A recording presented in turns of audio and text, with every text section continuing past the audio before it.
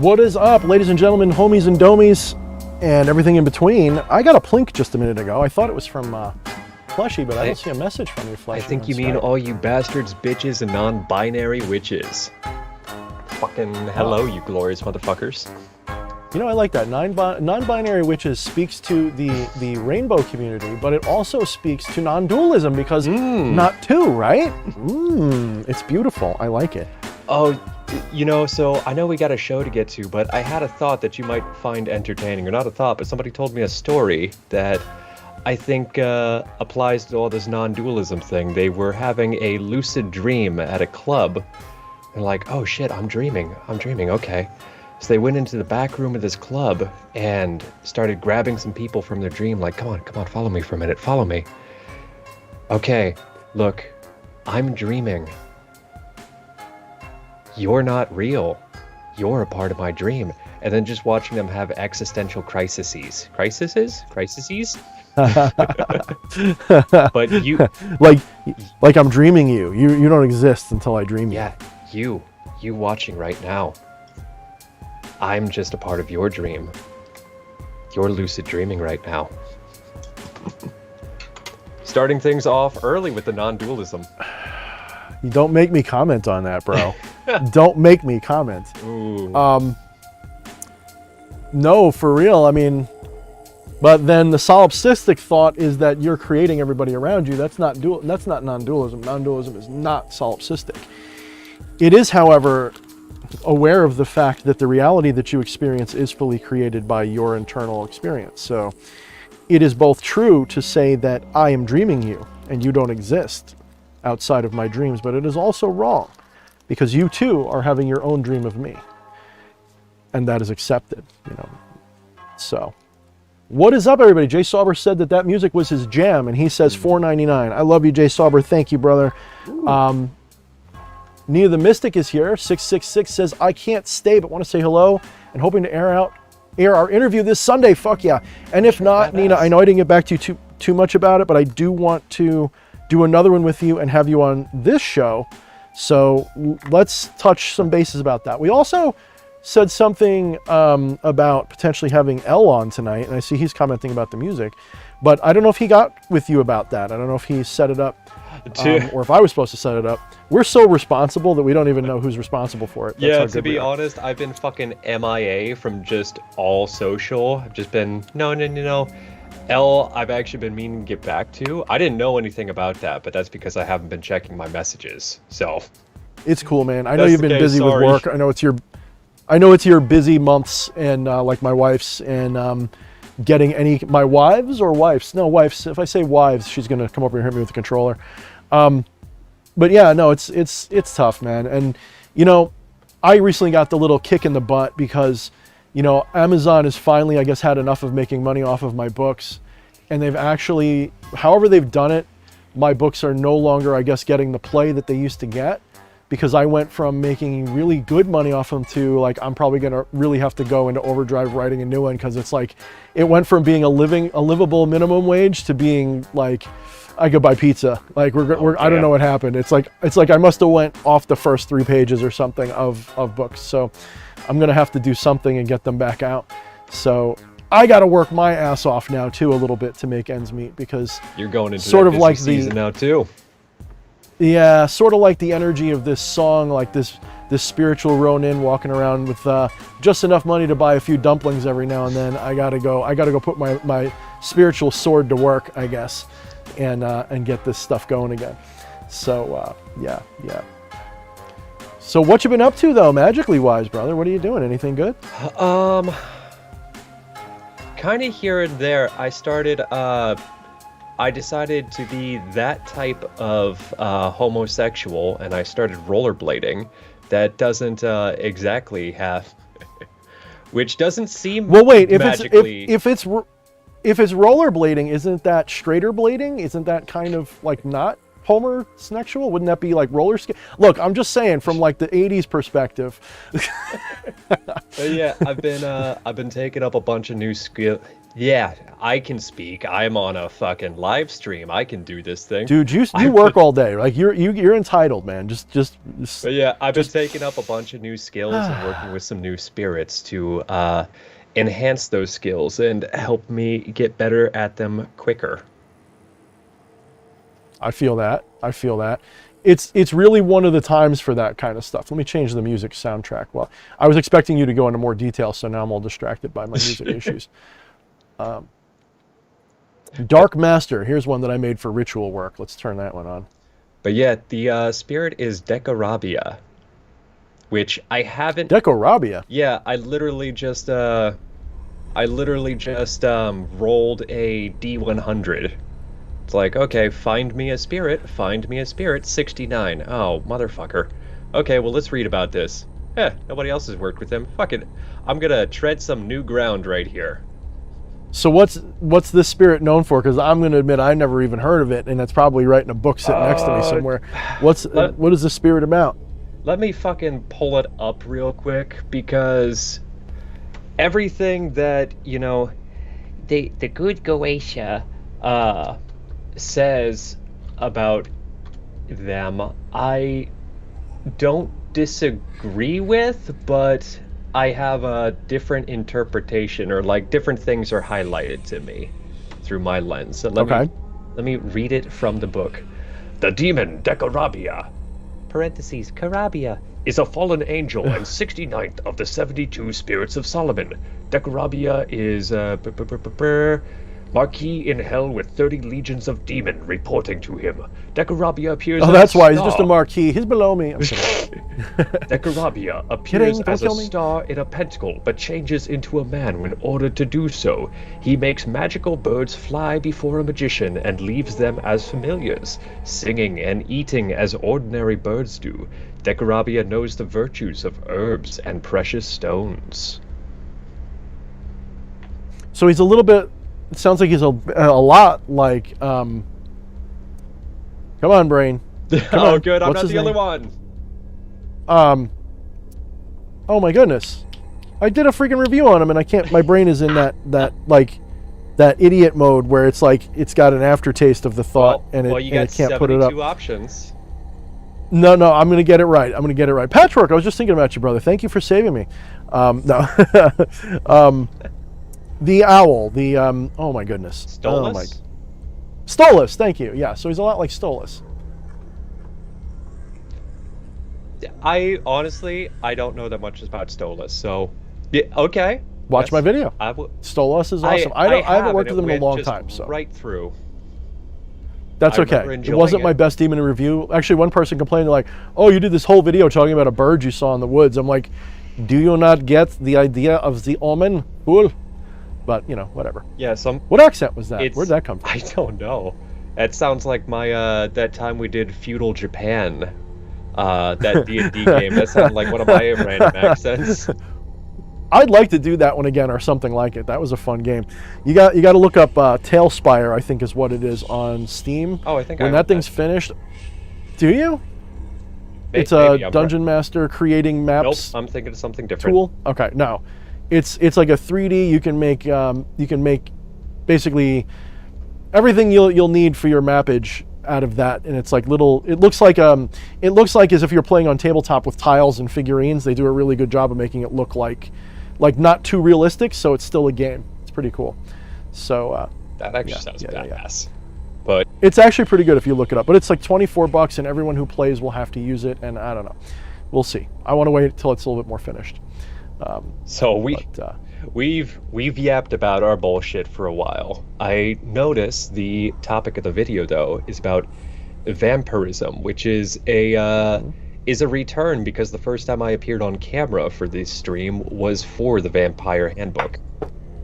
Was it really? Yeah, that was I think that was only like the third stream I was a part of. Vampire Handbook is when I first showed this visage to the people. You were so nervous too. Was it or no? The first time you ever showed up was when we had EA and JD. I showed up there, but only you guys could see me. Everybody else finally saw me. With you were the disembodied voice. Yeah. That's right.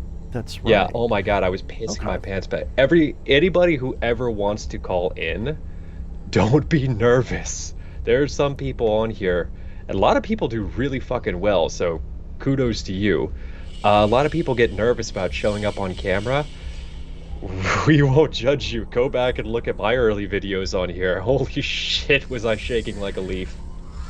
You know, everybody thinks like, oh, Thorne's great on being on camera stuff. Like, you didn't see the 3 years of videos I've deleted where I was trying to learn how to do camera stuff.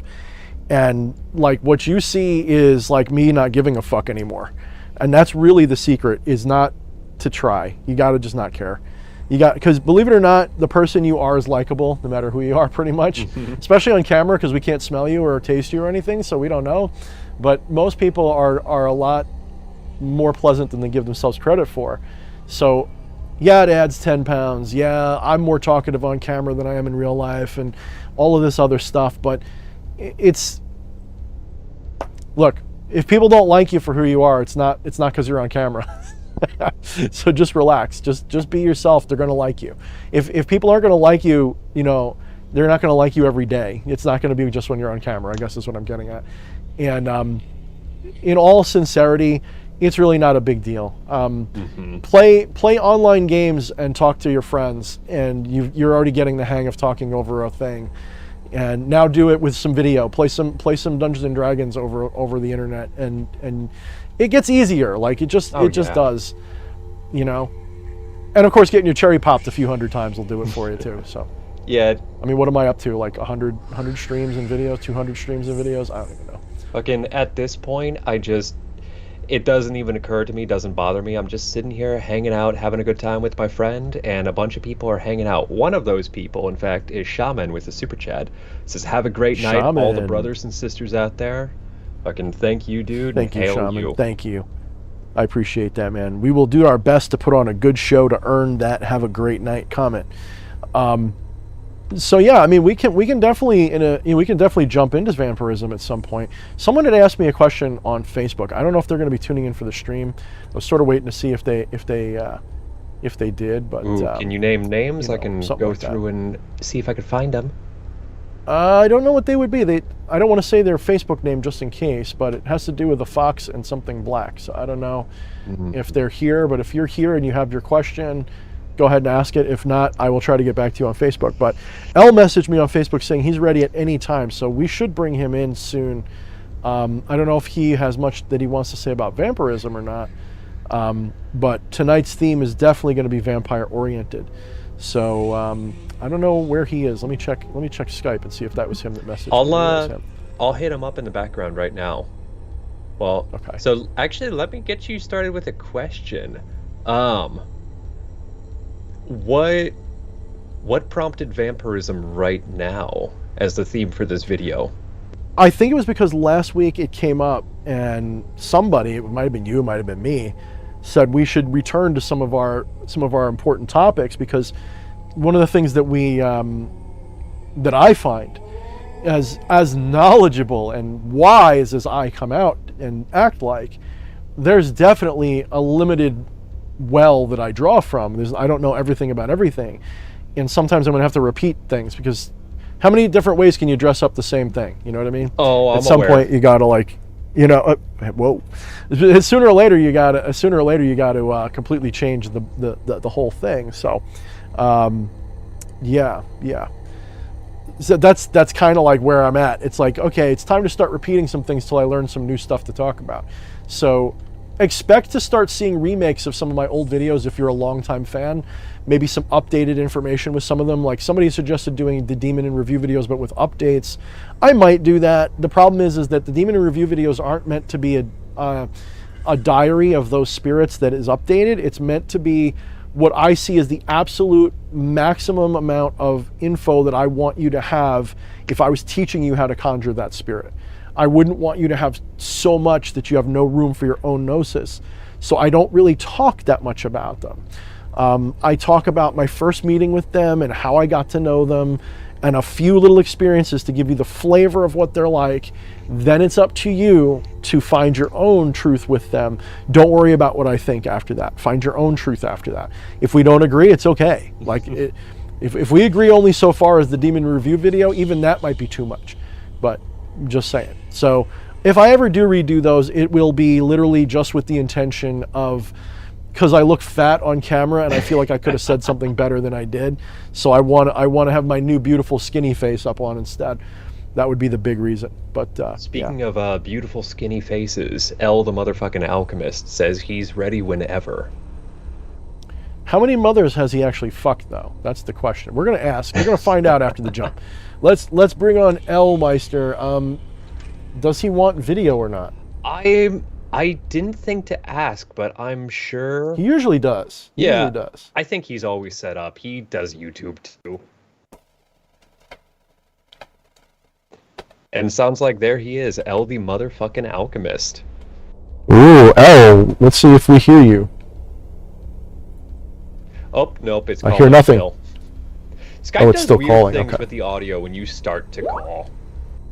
Oh, I just got a plinker dink from somewhere. What was that? Who is this now? You know what? I like to think that this was actually fated, because look at what tank top I'm wearing today.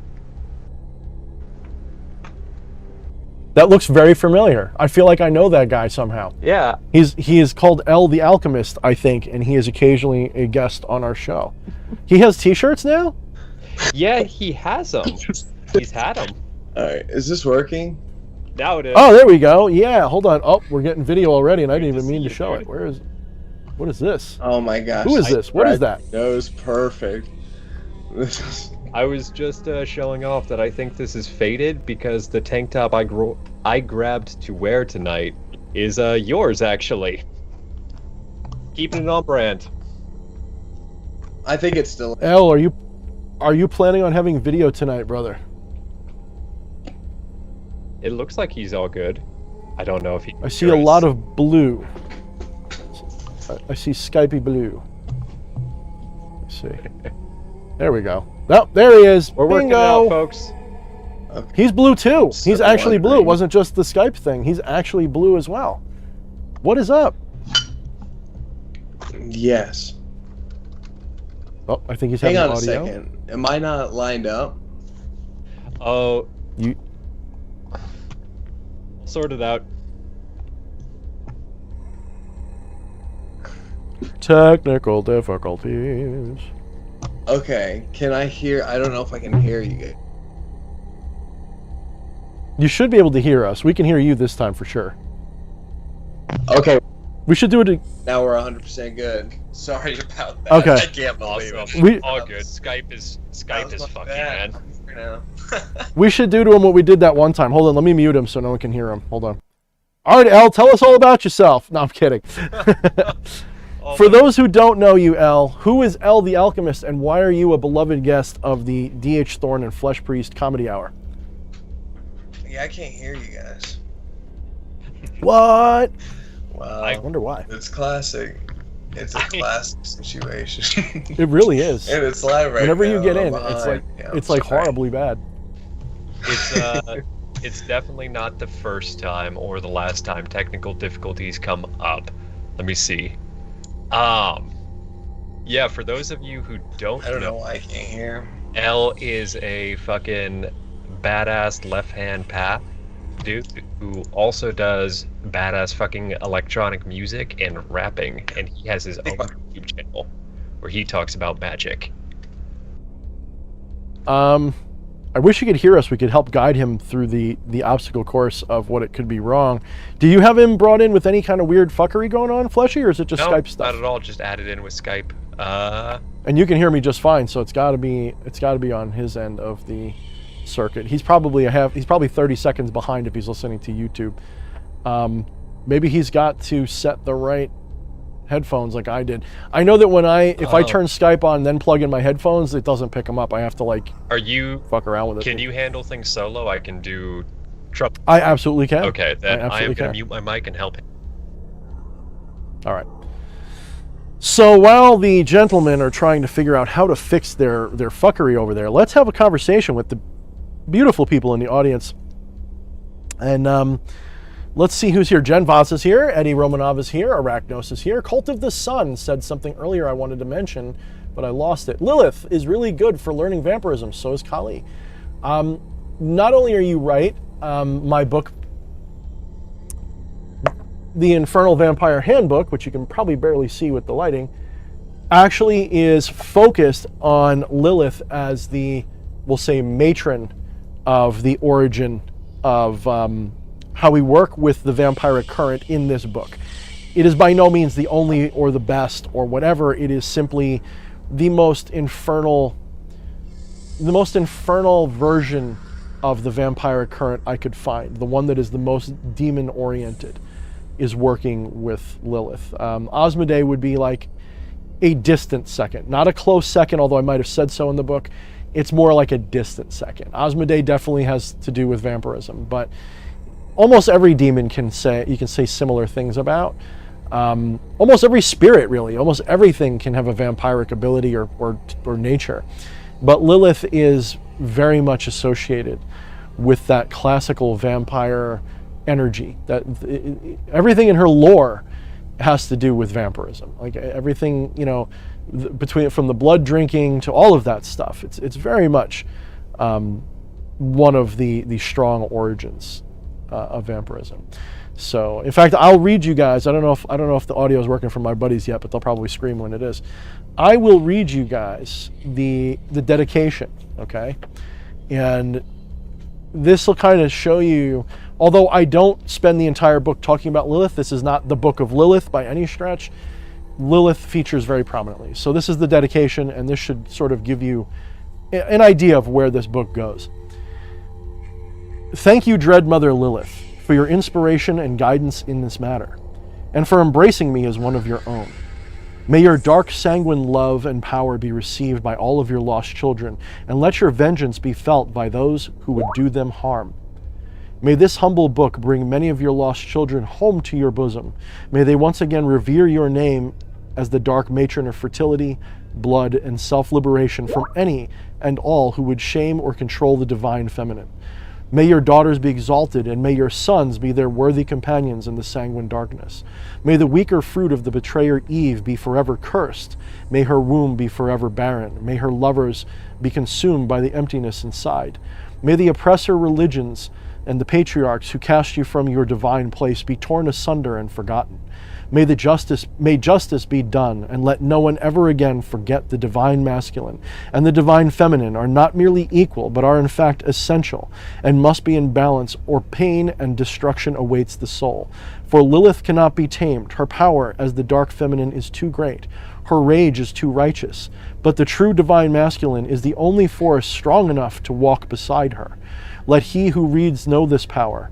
Let she who reads this become this power. And that's your dedication. And I think I just got a couple of plinkers on Skype to tell me what's up. So let me see what I got. L dropped. Okay. Yes, I see it now, Fleshy. Are you still here, Flesh? I am, yeah. Okay, good.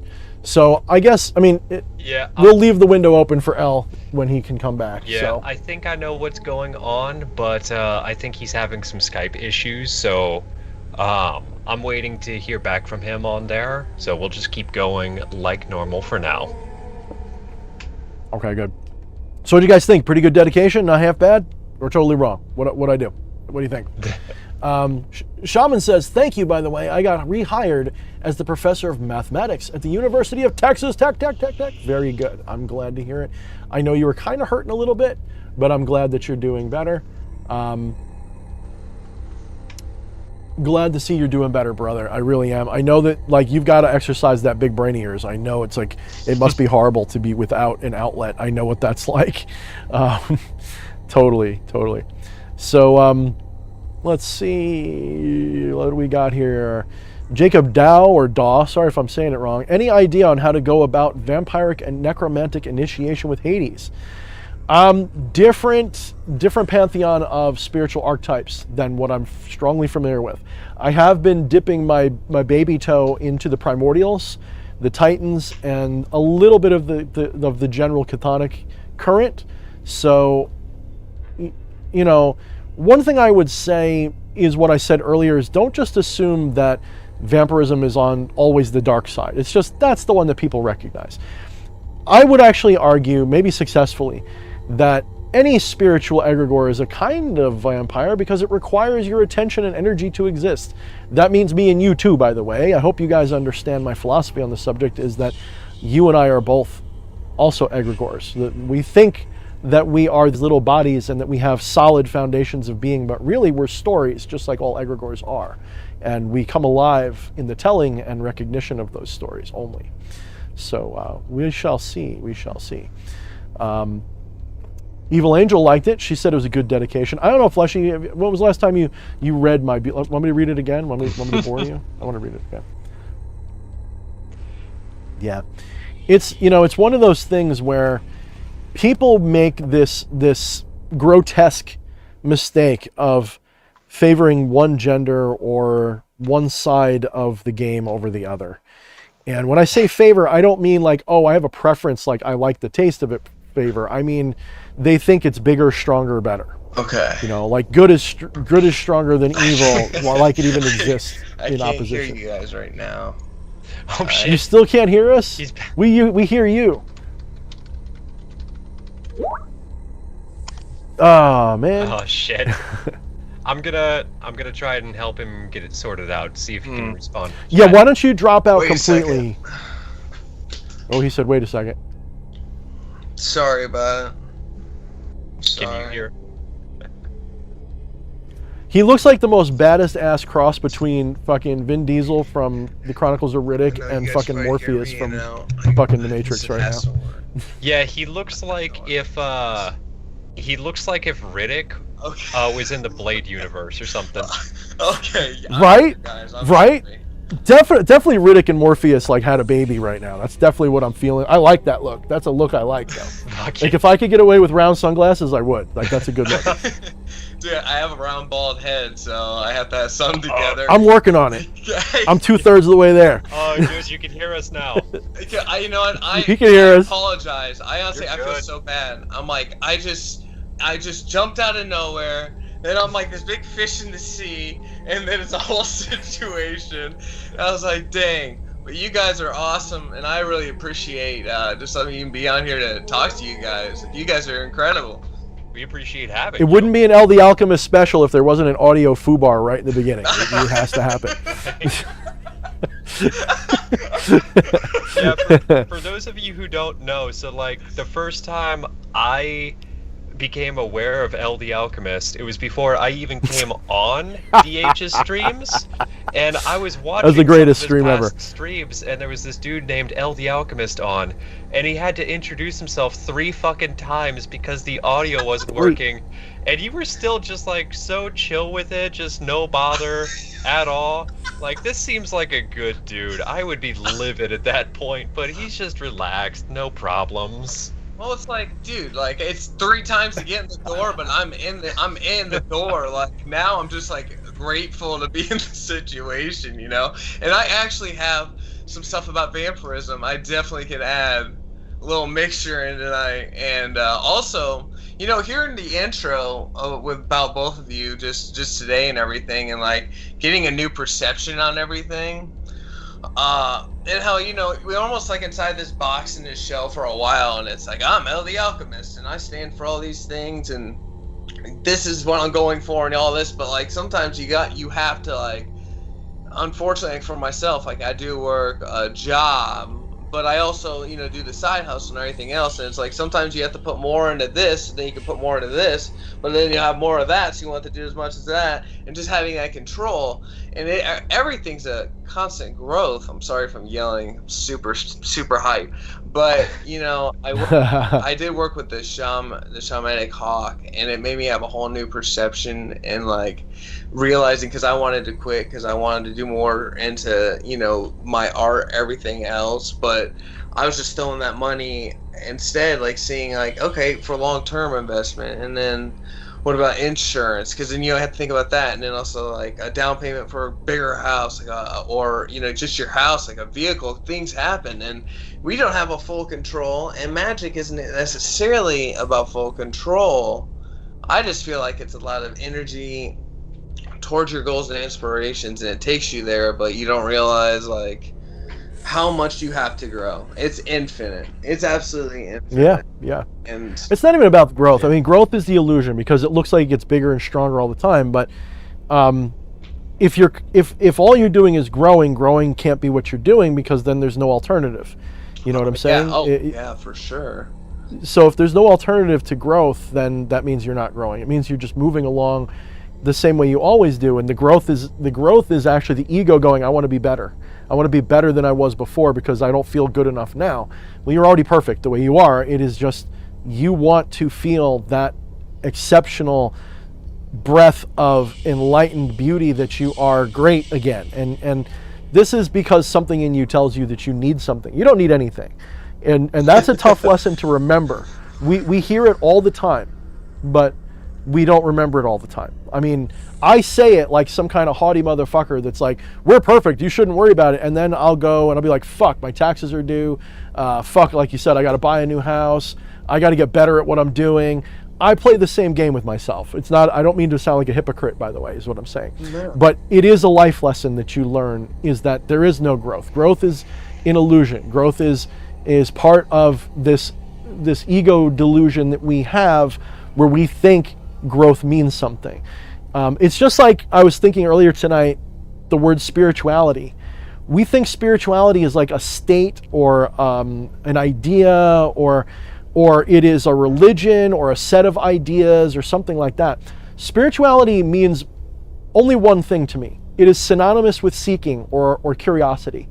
It is a type of curiosity and seeking that is like an inversion of faith. And what I mean by that is, faith is when you say, I know, I trust, I accept. Things are the way they are for a reason, and I trust and accept that.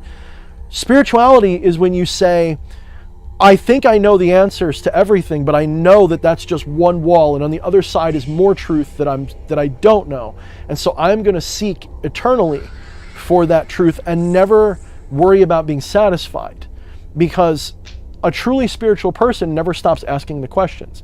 They become comfortable. Now, I know some people are going to say, that's not true. I know a lot of spiritual people who are enlightened and they're at peace and they don't ask questions. No, what they're at peace with is not that they feel like they have the answers. They're at peace with the questions. They're at peace with never getting the answers. They're at peace with just playing this game forever if they want. There was somebody, I can never remember which sage it was. I don't know if it was Muji or somebody who said it. They said something along the line. I probably wasn't Muji. I don't know why I think it was Muji, because I think I hear his voice and I think it's him. You're not seeking answers to questions. What you're seeking is an end to questions. There is a difference. Okay, when you are someone who is suffering because you don't have the answers, it's not because you need answers. What you need is to stop asking questions. The same alternative, the same outcome comes when you stop seeking answers and you just accept the questions. You just recognize those questions are ongoing forever. Wow. There's always emptiness between every truth, and just let it be. So it's sort of resonant with what you're saying about growth, because we're constantly seeking growth. In other words, we think we're seeking the bigger, better deal. What we're really seeking is just a continuation of the game. Yeah. And changing it having up. Peace with that. Yeah. And that's and you exactly. know, you saying that, man, that does make a whole new level of Zen perspective, in the sense there's not even a need for the answer. And that honestly that's a whole level deep. It's really deep.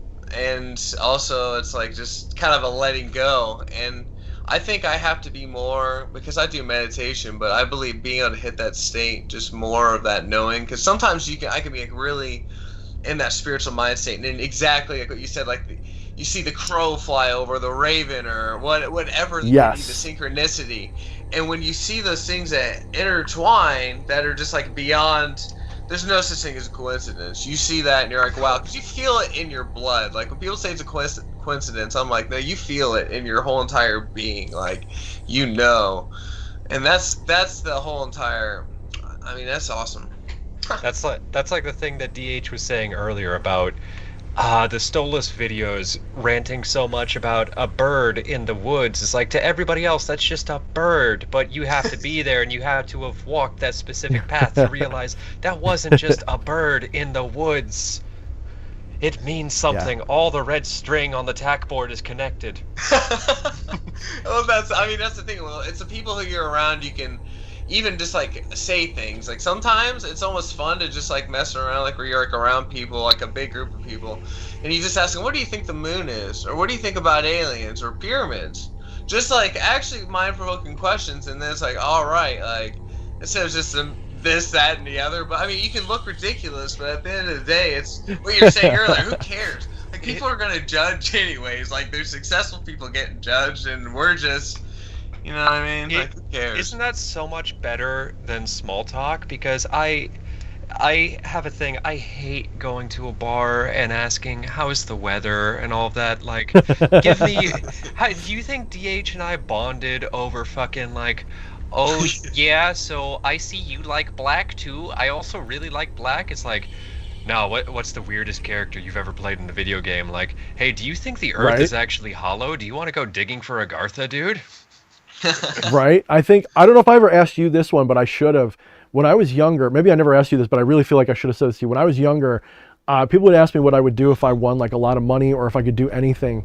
And I wouldn't do this now, but the energy of that is still what I would do. I said I would go and I would buy something that would get me to the Bermuda Triangle, and I'd row around with a rowboat and a bunch of like psychics and shit and fucking alien hunters and just row around until something happened. Like just keep and like wait for something to happen. But I was younger, so I didn't know how unreasonable such a thing would be. But well, if you had the funding, like honestly, if for somehow $30,000 just flapped in your lap and you could be like, all right, I can take 3 months of my life and devote to that, get a team, you could. And then you make money off the series, dude. Right? Yeah. If you get the right producer, they'll know how to like just like that what is it, that Oak Island show where they never find anything, but it's like always like a cliffhanger and you still want to know what they didn't find. And it's like ridiculous. I don't know if you ever watched that show. But it would be like that where we'd be rowing around and be like, okay, the day 24, the waves were 14 feet away from us, and then the guy, it would be like totally stupid, but we'd make it fun somehow. It would be about us instead. It would be deep conversation. Actually, did you ever see The Life Aquatic? It would be like The Life Aquatic for goths, is what it would be. Dang, I don't if you haven't seen that one, you got to watch that movie, dude. I don't. That's the thing. That's a classic Bill Murray. I know like The Matrix. That's about it. Fuck yeah. Actually, segue, The Matrix was inspired by a comic series called The Invisibles. The Invisibles was written by a guy called Grant Morrison here on that side, who Eddie Romanov in chat says, El the Alchemist looks like a younger, somehow even crazier version of him. In a good way, though. Oh, no, that even if it was a bad way, it would be okay. Somebody in chat said that, but small talk is vampiric. Do you have any? Ooh. I can. That's so deep it squeaks a little bit. I can agree with that a little bit. On one hand, small talk can be vampiric, but you can get a lot more energy out of somebody by really just letting them talk about what they fancy, what really gets them going. Why do you think I'm so quiet when DH goes on about non-duality? Yes, give me your passion, give me your energy. yeah, that's actually me like injecting the pressure so that your energy shoots out of you into me. That's what that is. Thomas Jefferson has arrived. I like Thomas Jefferson. I think I know who that is. They asked a question about Moldavite, and I promised them I would answer that if they asked during the stream. So here is what we're going to talk about for a minute before we get back into vampirism. How much do you guys know about Moldavite? I have a feeling Elle knows a little bit. Actually, Elle, do you have it? I have a crazy story, actually, and I... Go for it. Is it Moldavite related? Yeah, do it's it. Moldavite, all right. So that was the first rock I got to hold back when I started getting into crystals, which is like 3 years after I started really diving deep into stuff and learn things. And so we got the Moldavite, and I thought of it as an alien rock.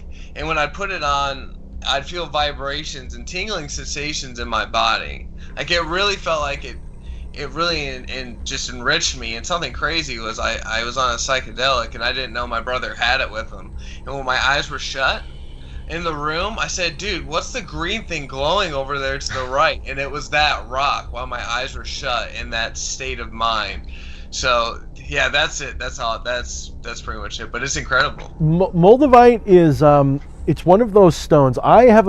When I was younger, there was sort of like this prophecy, sort of, that was part of my prophetic work when I led the cult. And one of the things that was said that would be like, you'll know it's close to time, is when you find this green stone that was in your sword in this past life. It was nonsense, but that's how prophecies are. They sound like nonsense. That was in your sword in one of these past lives. When you find this stone, you'll know that it's the time because it will contain the spirit of the demon or something like that. It was crazy. And so for a long time, I was like looking for a green stone in my life. I was like, it's got to be a certain shape, a certain color, a certain size. And so green stones, particularly glassy green stones, like green obsidian, for example, I have a deep fascination for, but I don't own much of it because very few green stones look that good. Moldavite, of course, isn't a stone in the classical sense. It is a rock, of course. It's made out of silica. It's glass. But Moldavite really kind of fits the bill. And it's no shock to me that soon after finding that stone, so much stuff in our society is falling apart.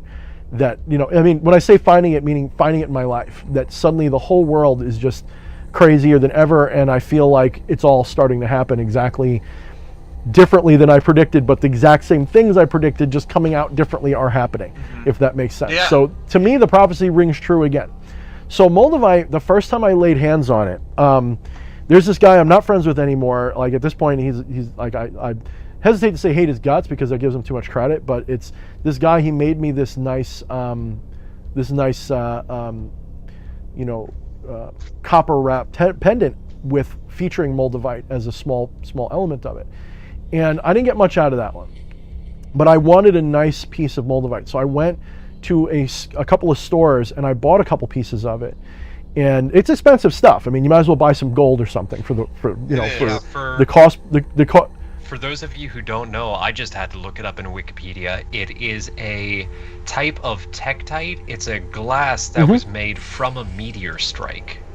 Correct. I was going to get into all that. Yeah, it's a good stone, man. Go ahead, Fleshy. Finish what you're saying. Oh no, that was it. I'm actually going to pull up a picture for everybody as we speak. I have mine in a secure place right now. I would go get it to show it off, but it wouldn't look that good in the dark anyway. I would just look like a little pebble, but it's not cheap stuff. I mean, it's I think compared to the price of gold, it may be better than gold, but not by that much. It's like 120. It's very expensive stuff. 125 for like that big of a piece, and I lost mine. Yeah, that's worse when you lose that shit. So I got a piece that's like the size of a modest marble and a bunch of smaller ones. And that marble one costs like $60-$80, So it's not cheap stuff. But out of every stone that I have ever handled, and I've handled a lot of different stones, not just the ones in my pants. I've handled a lot of different stones. And of all of them, Moldavite's the only one that I can legitimately say, when I felt something, it wasn't just in my mind. I felt sparks and weird shit in my hands when I would hold it. That is to say, I would hold the piece in between my fingers and I would feel an electric tingle, not like is it just in my head? Or maybe it was, but it was so vivid. I don't know if you've ever had like phantom cell phone vibrations in your shirt or something. Like it was like that, but in my hand. That rock. Well, I know exactly what you're talking about. Like you're not even thinking it. It just is. It's just happening. And I'm telling you this like in a little bit of shock and awe for me, because I am the rational mystic, right? I'm the one who goes, a lot of this is psychosomatic in origin, and that's the point. It's supposed to be. But this felt, if it was psychosomatic, it was very physical. It felt very real. And I've also done things where I've put it on certain kinds of sigils. For example, the sigil of Ronzael and Legion and some of that stuff. And I left it once on my altar on a sigil of Ronzael to see what it would do. And I swear to you, when I touched it, it felt like ice. It felt like I was picking up a piece of ice. I don't know if it was that the abyss sucked the energy out of it, or that it became vampiric because of the influence of the shadow people. I have no fucking clue. All I know is while I used it that way, it turned into an ice cube. I still don't know exactly why. I've also noticed that of all the stones I have, if I have a game I'll play with myself to test my sensitivity, and it's not 100% by any stretch, but I'll take a stone like that, and I will take a surface, usually one of my altars, preferably with a cloth on it. I don't want to do anything hard. And I'll sort of take my hand and go like this and just make patterns with it, and then, you know, only a few inches above the surface, and then just drop it so that I don't know where it is with my eyes closed. And then I will feel around with my eyes closed with my hand over the space and see if I can feel it and pick it up. Now, I'm not expecting miracles here, okay, but it is like a good way to heighten your senses over these things. It's almost like you're building that magnetism between you and that item, just like when you do a Cyball. Yeah, exactly. Yes, Chi-Ball. It's exactly the same feeling. Yeah. So I look for that exact same feeling as the Cyball, Chi-Ball, and when I feel like, it'll feel like with a small stone, it'll almost feel like there's a little magnet finger sticking up that my hand is like encountering, and I feel it tracing something on my hand. When I find that, I know I'm close, and then I'll try to zero in and pick it up with my fingers. And wow, the fact that I get it more than 30, 40, 50% of the time amazes me. Like that's I know I'm the one who put it down, right? I know that somewhere in the back of my mind, I probably know where it is, roughly, and that could be a part of it, but I feel it, and it's a weird, so anyway, Moldavite, not a cheese ball, Eddie. I'm gonna someone kick Eddie out and then let him back in a minute. He needs a timeout. I'm kidding.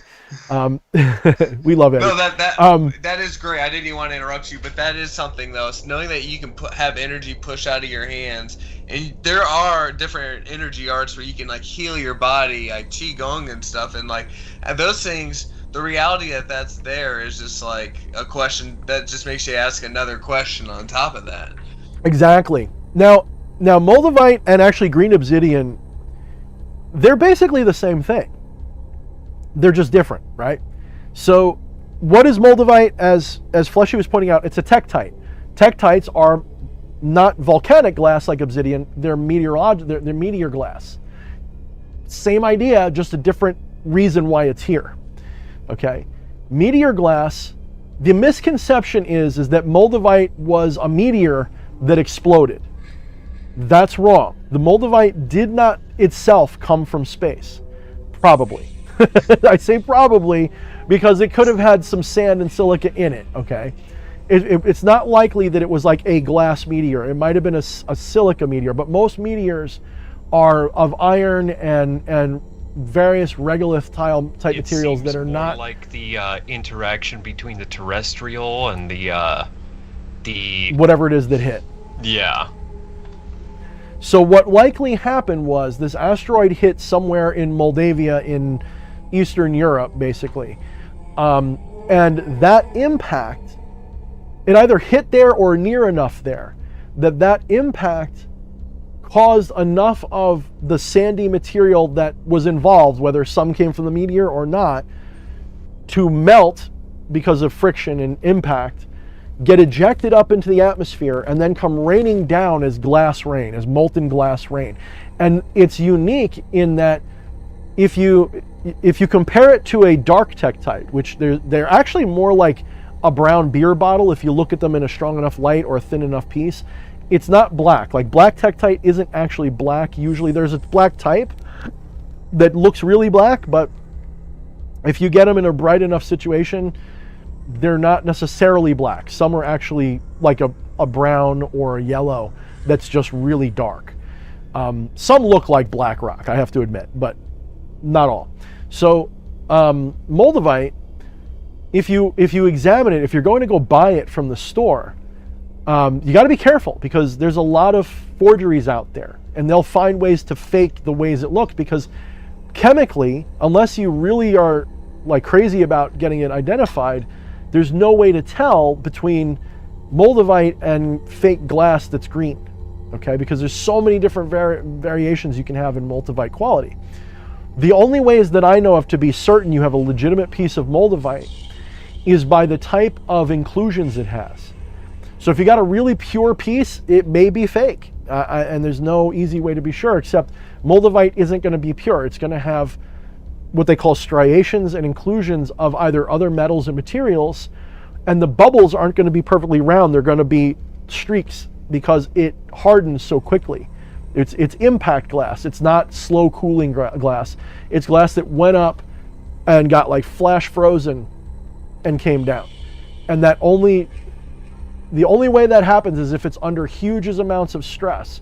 If you were to do that on Earth without having some kind of a wild ride going on while the glass is being made, getting hit with other things that are melted into it in random ways, it's really hard to fake that, is what I'm saying. So if you know what to look for, you got a little jeweler's loop, you can find it and be sure. Other people are going to be like, oh, I can just touch it and I can tell. Again, being slightly skeptical in that way, I wouldn't count on that, guys. I think I can tell because I've gotten a feel for it, but even then, I would definitely hesitate a little bit. I would definitely hesitate a little bit. I feel like I'd be ignorant and say, yeah, I feel it, man. I'll take it. It's about but hey, the if you feel spirit of it. Exactly. You know, what the material is kind of irrelevant. And if you were to hand somebody who claims to be psychically powerful moldavite and they didn't know what it was, would they feel anything? I'd love to conduct that test because I'm willing to bet no.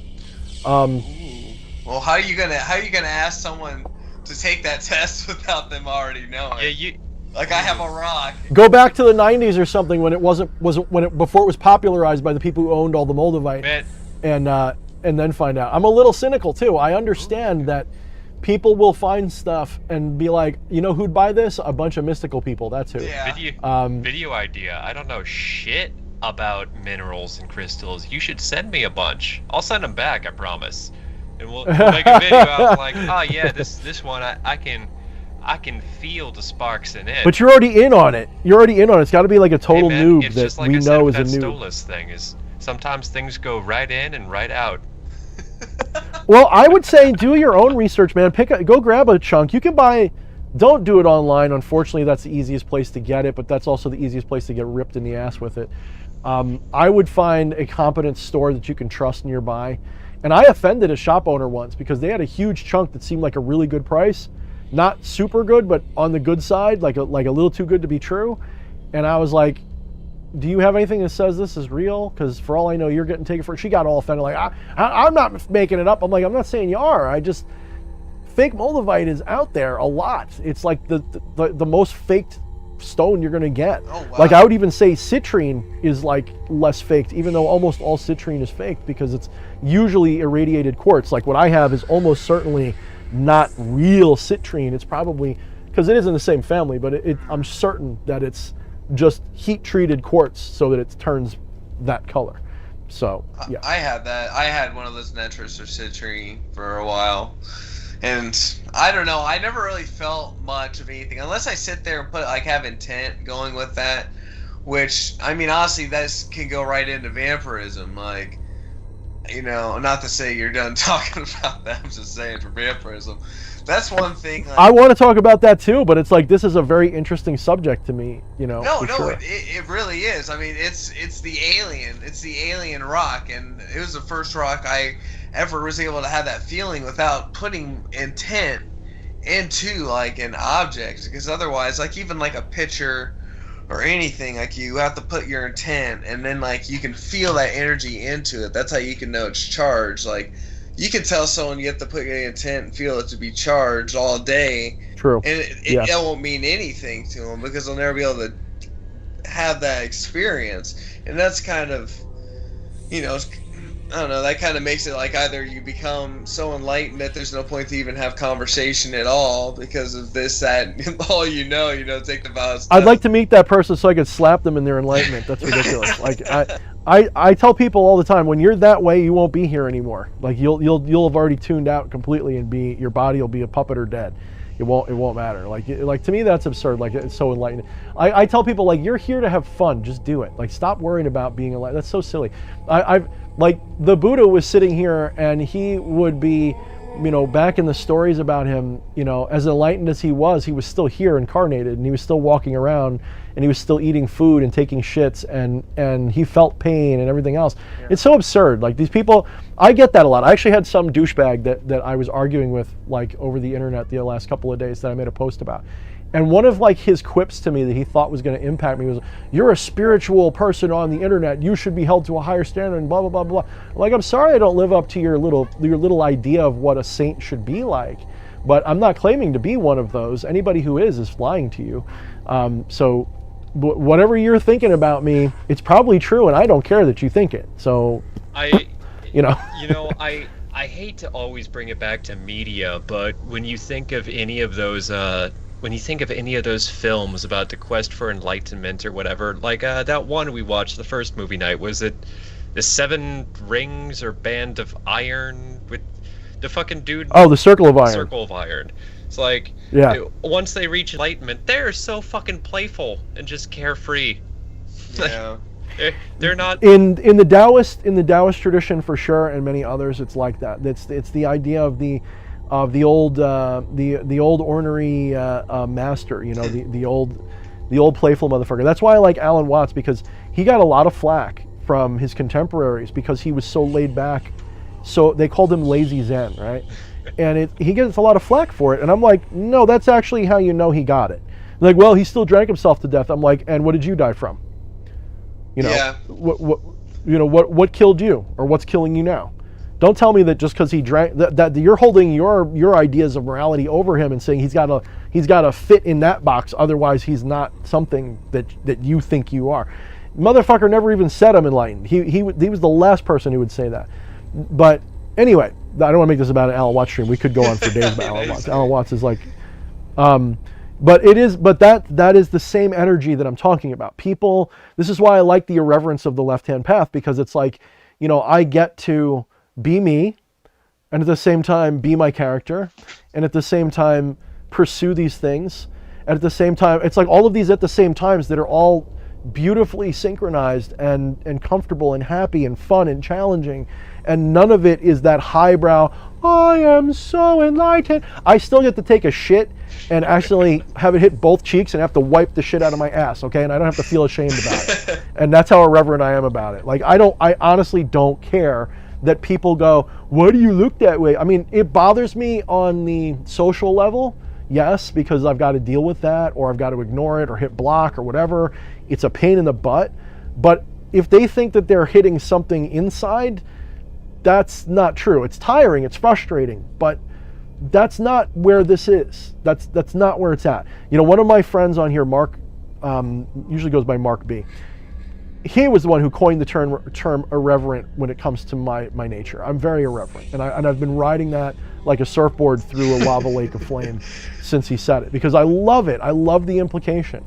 I only thing I think is sacred is the irreverence of what I'm saying. That's it. Well, just to full on believe in and not have to have that worry about what everyone else sees, because not everyone else is went through. Obviously, we all have our own experiences, and we're able to all know what's true, what's not true. So, like, once you really are more solidified, just who you are, I mean, that's really what it's all about. Like, and then you're like, all right, I'm on this journey, and then you just fall and understand the journey, and not try. I mean, obviously, like I do my best to keep myself, because I know things are out, divine. Honestly, I believe things are way beyond even my control, and I'm just like thankful to be within the experience.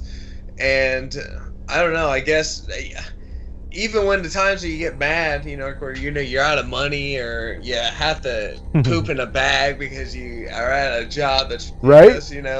Let it rip, brother. Tell us about it. Tell us all about the effervescent way that bag, that drop sound when a poop hits the bag. I know it well. It only takes a minute, military. But just gotta get it, gotta go, man. But it's honestly a great experience. Like, yeah, obviously I'd love to get paid fully for just being ridiculous, or going out to go do a show, or I'm actually working on a show, and it's like, obviously, yes, that, but like this other experience that's just as great. Like, there's hours, but I'm still having an adventure. I'm still enjoying my life. I'm still going out and, like, I guess fulfilling my purpose at which I enjoy. Like, you can't sin against anyone. There is no Bible against yourself. You know what I mean? Like, it is just yourself. Like, I used to get upset that I like THC, and like I would be like, no, I got all my stuff together, but I'm a little bit upset that I like THC. And then I just got to the point where I was like, no, I'm not on any prescription pills. I don't do anything else. Like, who cares? Like, honestly, who cares? Other people have their own addictions. I'm at least feeling zen in my life.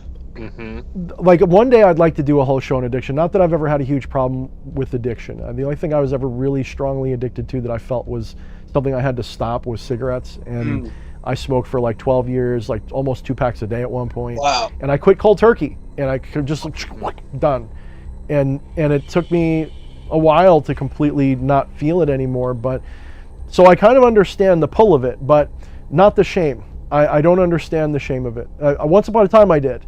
But when I say I don't understand it, what I'm trying to say is most people, when it comes to addiction and trying to stop, they try to stop by riding their shame, and their shame is never really valid. Their shame is always from an external source.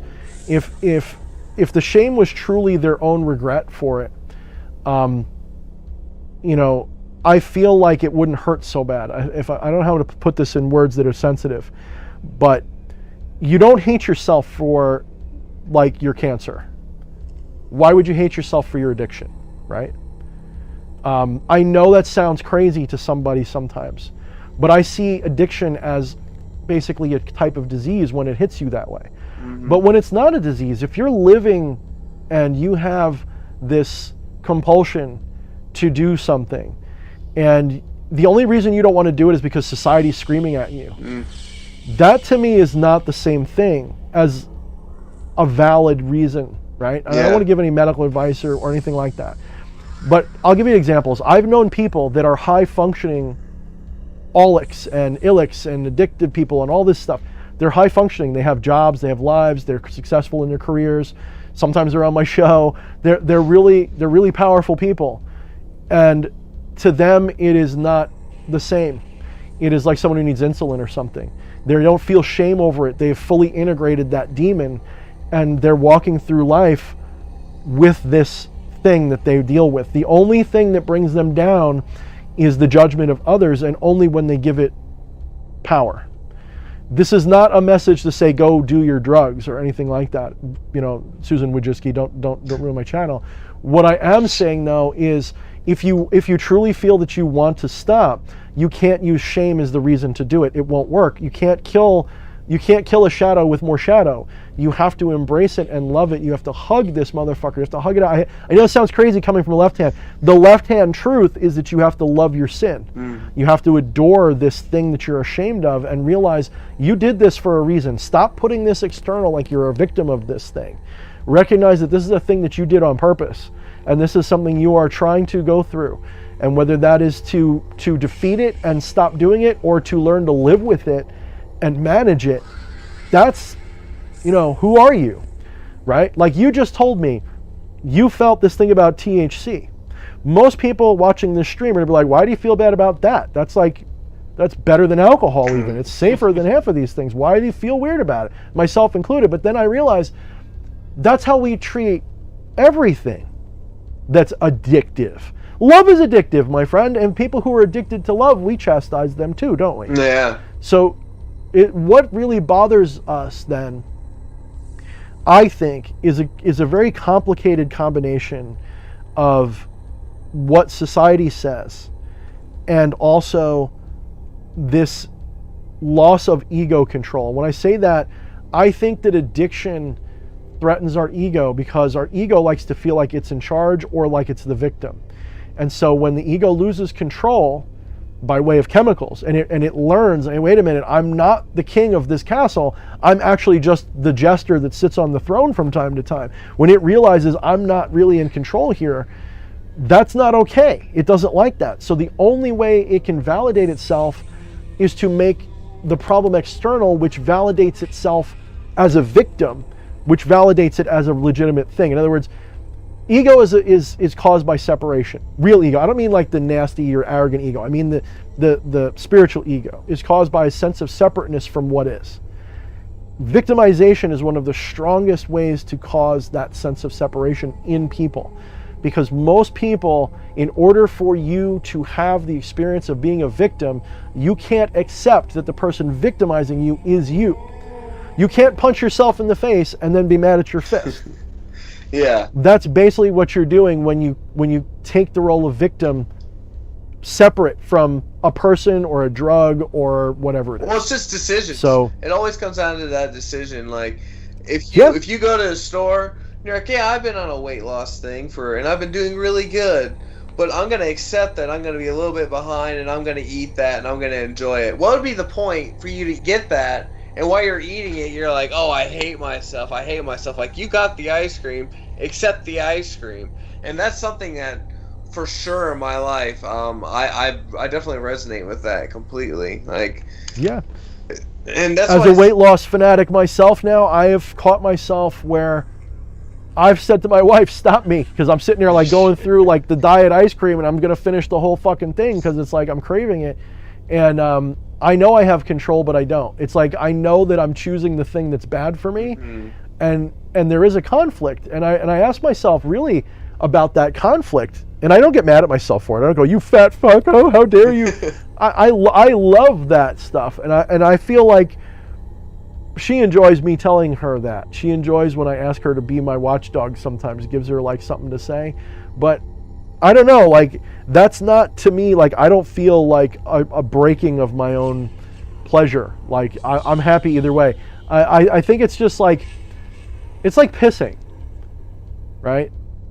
I know, here's my irreverence coming out. It's a little bit like taking a piss, okay? Especially as a guy. I don't know if it's like this for girls as much. But cutting a piss off is maybe the second or third hardest thing a human being can possibly do with their body, right? Especially as a guy. Yeah. It can be done. I'm not saying I can't do it. I'm just saying that stopping a pee, especially early in the pee, like near the end, you can kind of like, okay, forget it. Right in the beginning though, when it's first, like the first couple like inches of that pee stream, it's like, no, it's got to happen. Yeah.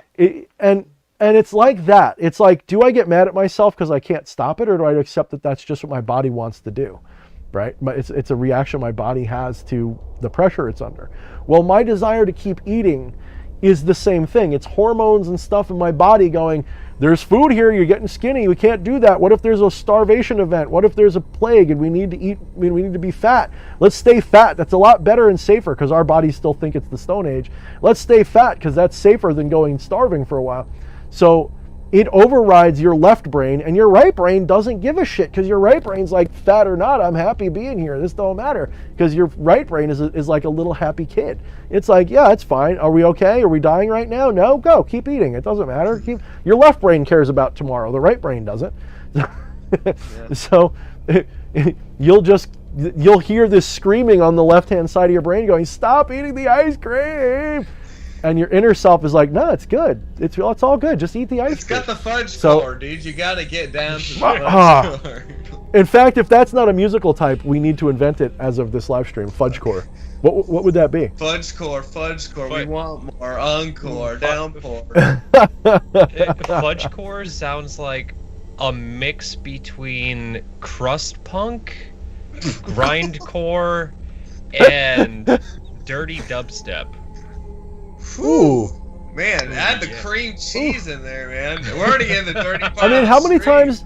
Right. I remember when I had a band, I was in a band anyway, and we called our type of music dark folk. We didn't know what that meant, but we liked the way it sounded. So, like how many people have invented a musical style that was literally just they thought it sounded cool, and it was basically something else, you know? Dude, that's give a name and a genre name. Like you're big Brandon out here, dude. He's yeah, right. That's actually really badass.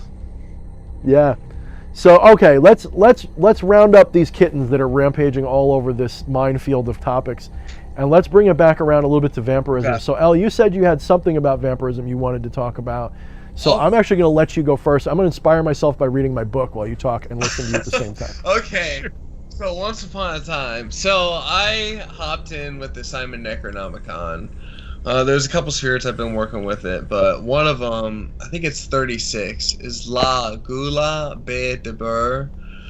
and it's a spirit that helps to sharpen you, whatever it is, like your goals and like what do you like to do, like it teaches you to do better at the things you're trying to become better at, and then also it teaches you the best, like, to attack and defend, and I see it as a spiritual thing.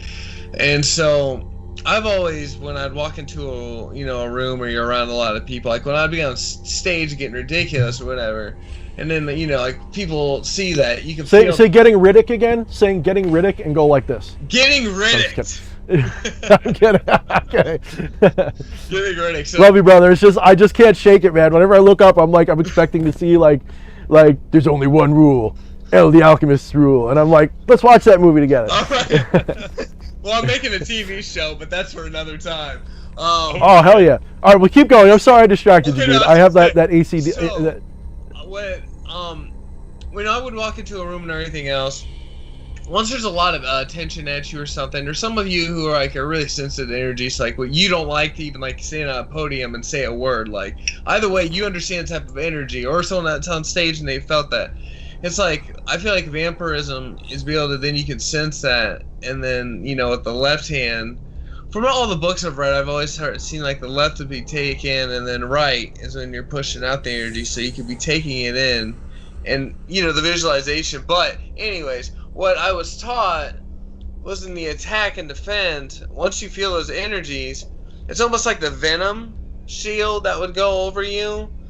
And it can come out and be in a different shape, whether that's like an attack or a lot of it to go out to be a defend, and kind of like seeing that type of energy. And I've could see how it could be used in the sense of vampirism and all that, but I guess my ego is too much of the way of ever feeling like if I did that, would they have some bad energy go inside of me, and I get too caught up in that. And so, but I definitely understand the concept of that and the tentacle aspect, and that's that spirit really was able to teach me to do. But that's basically all I know about vampirism. But yeah, and I think vampirism. Go ahead, Fletchy. Because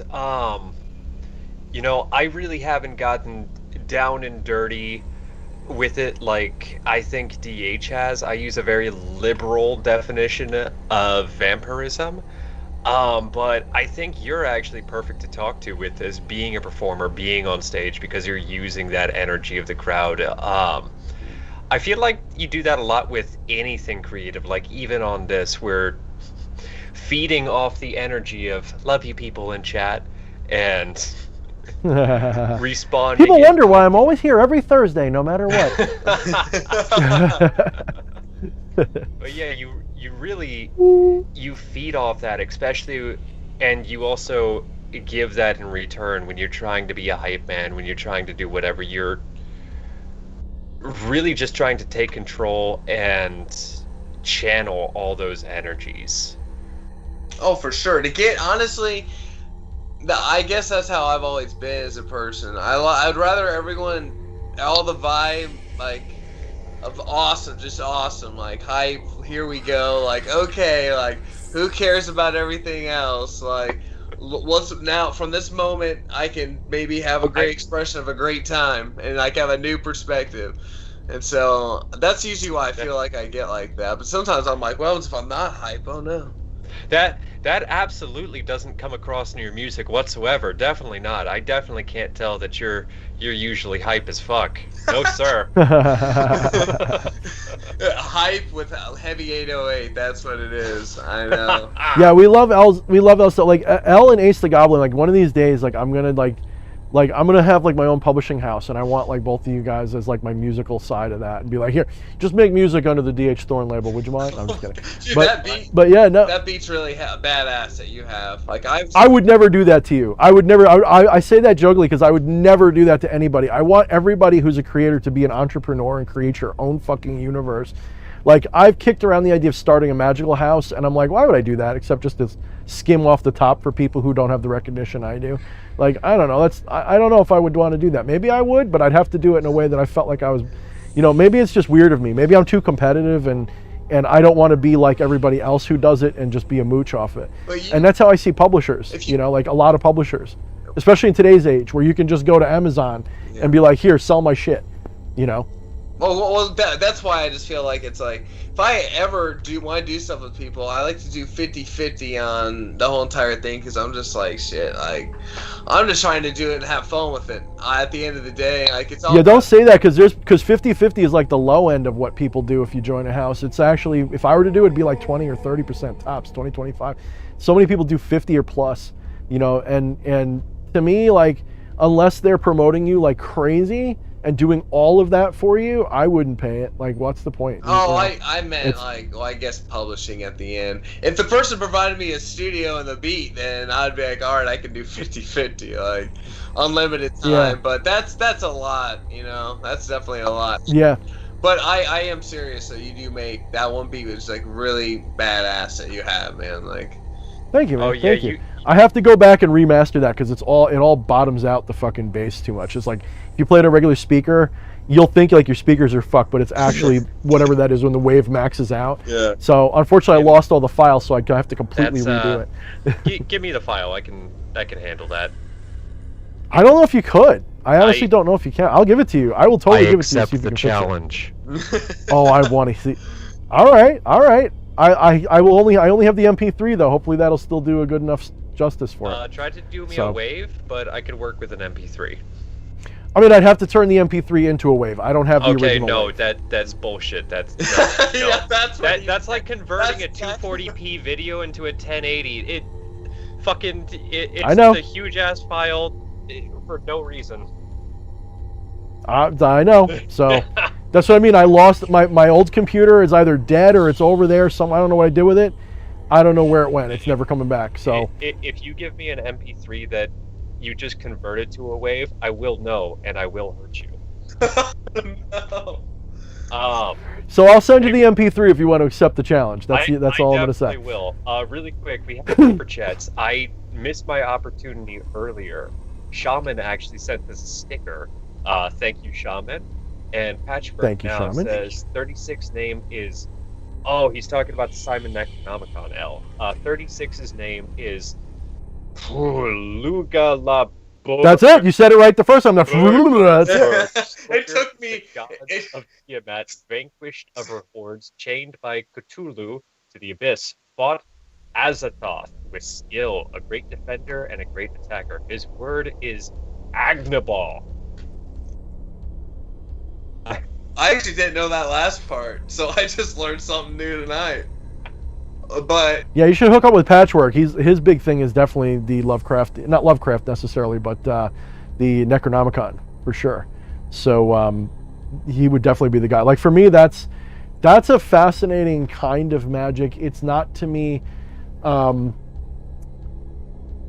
It's not historic and anthropological enough to get my nerd brain going, but it's in that Lovecraft way that I like. It's chaos magic in the sense that it's just this side of calling on Superman and Batman to do a spell for you. You know, it's not impossible, it's not wrong. It's just I find it fascinating, and it really does work for people, and it is a valid magical system. It is very interesting. It's almost definitely. It's almost like another realm. Like there's heaven, hell, and then purgatory. A little bit. Million everything. It's almost like Cthulhu realm. Like, and I actually it's definitely. They definitely, you know, the people who made that system definitely knew ceremonial magic and how all that stuff should be organized and the planetary importances and all that. It's very good. It's a very good, and Cult of the Sun says it's real as a Jungian archetype. And for those of you who know my methodology, you know what I believe. I am not theistic at all. Not even 1% of me is theistic. I do not believe in literal gods. I believe in spiritual beings. They are real, but they're not real. And the long and short version of this conversation is all gods are as real as you are, and you are no more real than they are, and you're not real. You think you're real. You're just a collection of stories that you've sort of stapled to a meat puppet that you call you. None of that makes you what you are. That's not what you are. Creation of my waking dream, but the secret is I am also but a creation of your waking dream. Yeah. So the idea that people have that gods are literal is like when someone comes to me and says the book of creation is literal. I go, no, that's not, you're missing it completely. The higher gnosis of the gods is not to know them as gods, but to know them as you. It's a form of theurgy, but it's an even deeper form of theurgy in where you recognize that not only are they part of your psyche and you're a part of theirs. That's also a big piece of it. That's, level 1 is gods are there. Level 2 is gods are us and we are gods. And 3, that's like 2 and 3. Level 4 is when you realize that neither of you are really real. If the gods are a myth, so are you. And that is when that dawns on you, that when you realize that you're a mythology all your own, the power that gives you over your life is phenomenal, because you realize that none of the nonsense that you think is important really is. But we'll do another. Marion says your mom is an egg roll. Yeah, they are though. How did you know?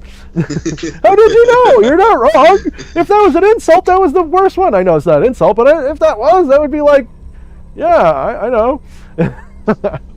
Well, then I love that, Arachnos. There are no gods, and they're always with you. Like I said with my friend a couple weeks ago, I said that none of this is real, but we take it deadly seriously, if that makes sense.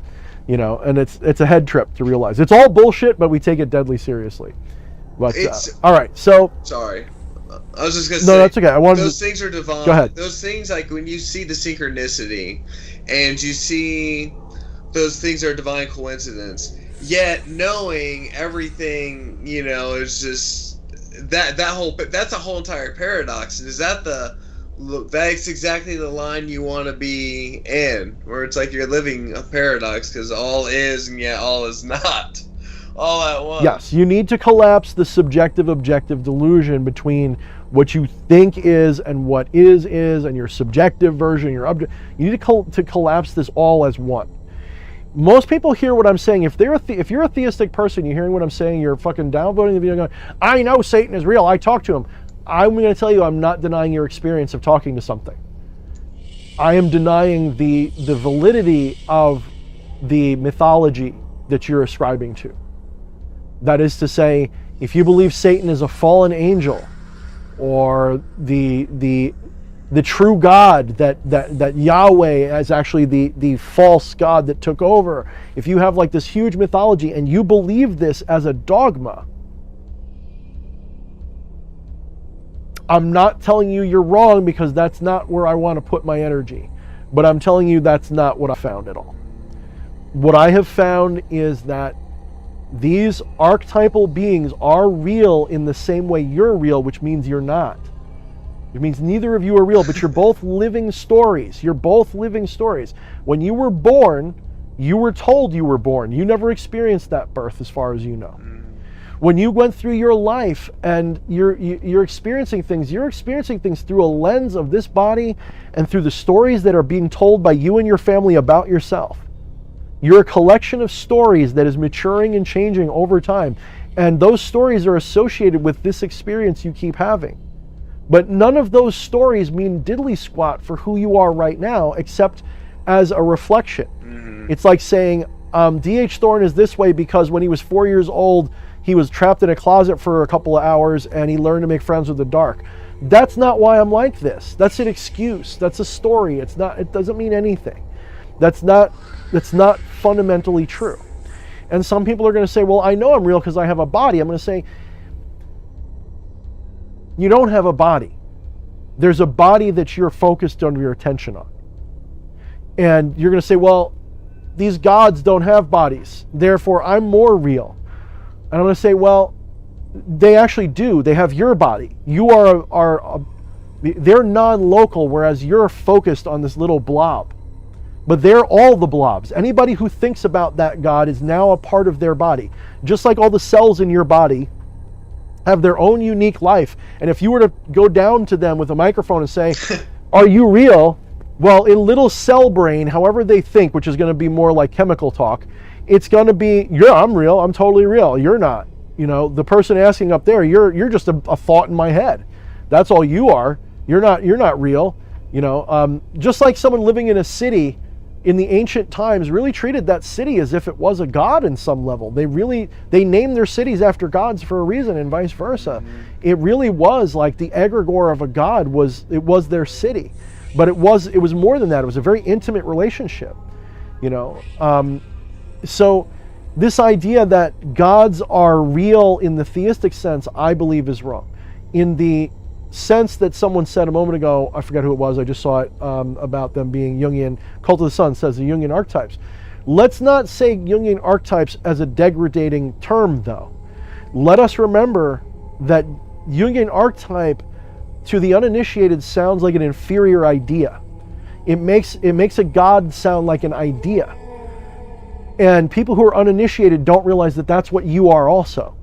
So they'll be like, oh, well, because we're always hearing it's just your imagination, it's just your idea. That's not the case. Your ideas and your imagination are enormously powerful. That's where the pyramids came from. I've said this countless times. I see the concurrent viewers going down because people are like, all right, here he goes again. But that's a fact. I mean, you are that. And that's nothing. That's not real. None of that which I just described is real. You are no more real than any other archetype. You are just centered on this story, so it feels more important to you. It's more important to you immediately, so you say it's real. But it's not. So let me give you an example. If I were to come over to your house, L, with a frying pan and bonk you on the fucking head, and wiped out all your memories for like a couple of months, who would you be anymore at that point? The concocted story of what everyone else is saying around me at that point, like you could be like you're retired from the military and you're here on a secret mission, and it'd be a bad situation. Or great. But I mean, who would you be? What does that mean? Who would you be if I pressed the reset button with a frying pan, and you woke up and you forgot who El the Alchemist was? Who would you be anymore? You wouldn't. And of course you would. But you'd be a new I guess, I don't know. Who? It just depends. Did you have an epiphany while you were knocked out? Was it just blackness, waking up, and then like whoever's sitting there? Let me ask you, Al. Have you ever had an experience of blackness? Have you ever had an experience of non-being? Have you ever had that experience? Probably like on like alcohol, like back when I was in high school. But other than so you can recall an experience where you had no experience. You can recall that experience. No, you can't recall that experience. Exactly. Exactly. So you can't have an experience of no experience. You must experience something. Oh my god. You cannot have an experience of non-experience. So what is it that's experiencing? Is it El the Alchemist or the person there, or is there even a person there? What is it that's having the experience? El the Alchemist is not having the experience. I'm going to give you the short answer. I'm going to short circuit your brain. What's the spirit? The spirit's also just an idea, dude. The spirit is just another El the Alchemist. It just wears a lighter suit of clothing. So what is those studies when people that have died, they weigh a couple ounces less, and they've had that type of thing. Do you think of that as anything? I weigh a couple ounces less when I pee too. Does that mean that my soul came out? I guess okay. I mean that's true. How could you measure? Because they might have poop. You know what I mean? Once you die, you let go. There's so many things that could be that's not even the scientists don't treat that as anything other than so there's some outgassing. You farted. You peed yourself. Something. There's something. That doesn't mean that's what a soul cannot be weighed. If you consider a soul something you can weigh, that can't be the soul. Yeah, I guess ectoplasm. The soul, the soul is an idea. Let's understand what it really is. The soul is an idea. Your soul is your egregore that you think is you. So El the Alchemist is an egregore. So if I come up to you and I bonk you on the head, delete your memory, put you on a desert island somewhere, who are you anymore? If you can't answer that question, you haven't hit the enlightenment zone yet. You haven't found it yet. That question is the question that is the reason why Zen monks sit and stare at a wall for days and days and days and days and days in silence. Because they are seeking, the whole point of that practice is misinterpreted by a lot of people as I need to sit there and have this discipline. The point of sitting there and blanking your mind and they call it mindfulness, and being just aware and staring at a wall is so that you can figure out who you are when your identity goes away. Well, and that is that is a moment of absolute and sheer revelation when you figure it out, because then you go, there is no such thing as death. There is no such thing as any of this nonsense. This is all a dream. I can be and do what I want within it.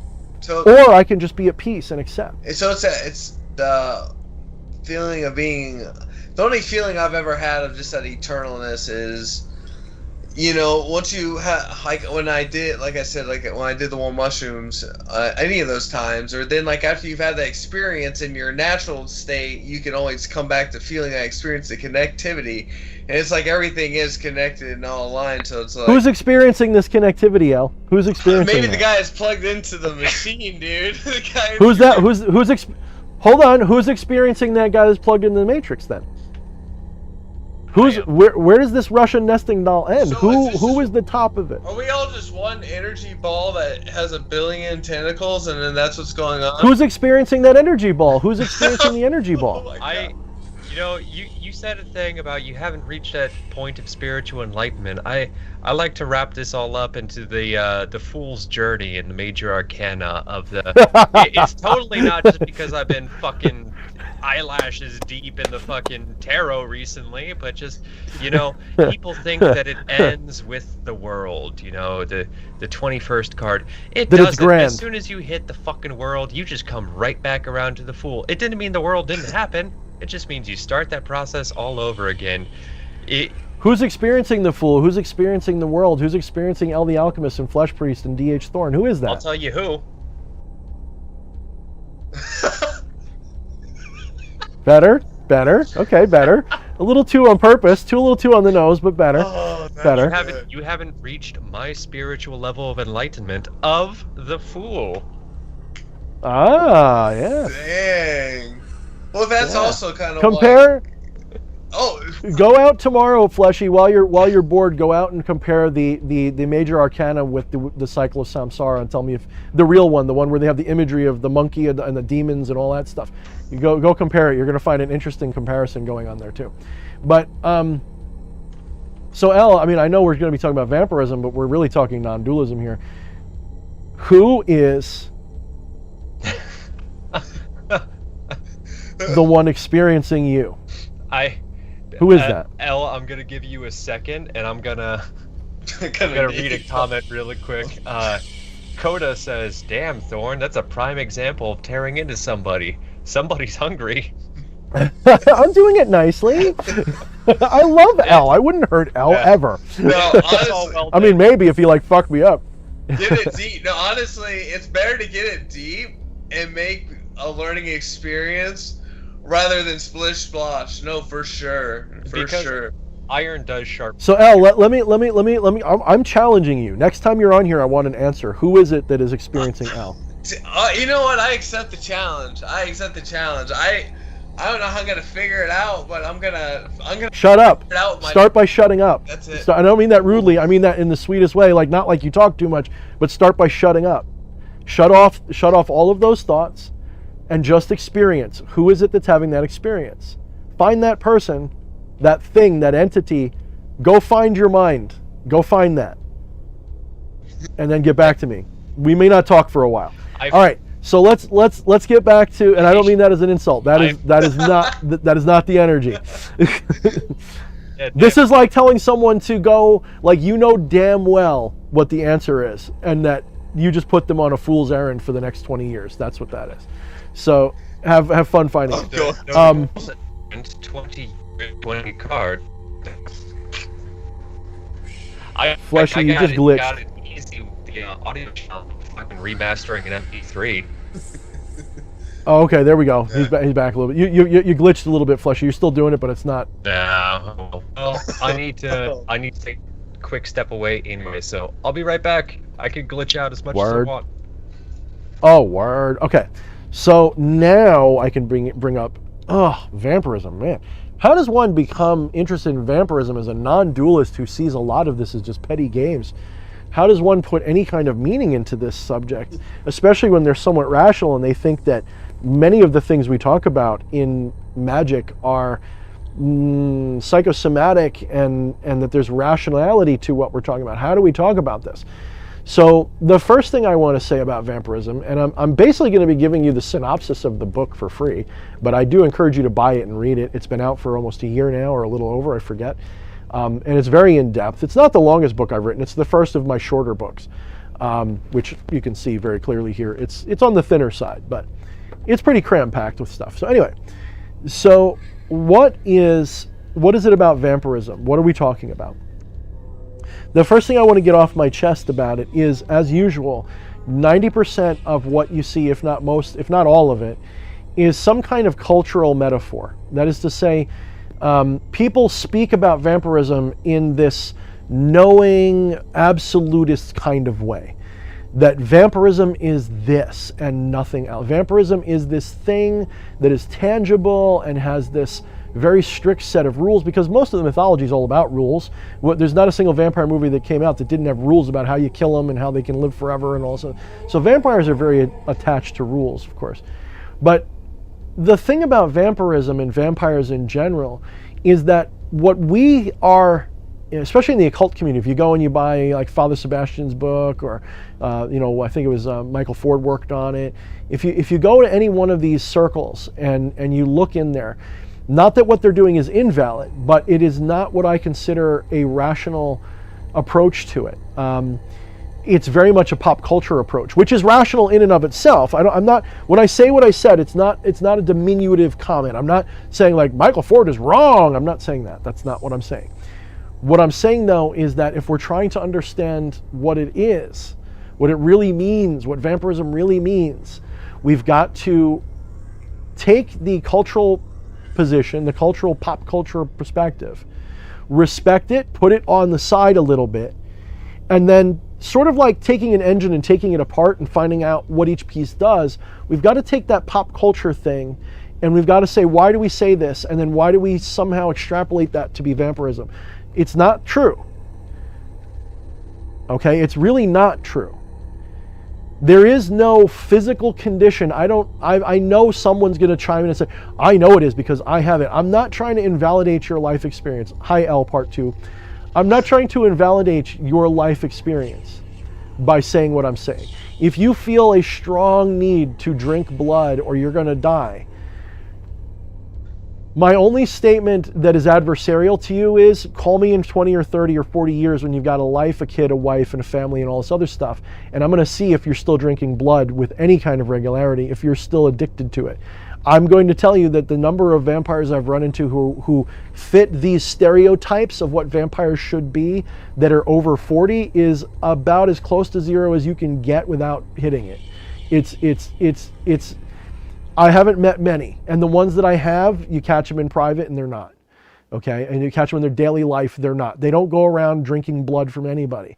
Okay, that's number one. The same thing applies to the Psi vampire.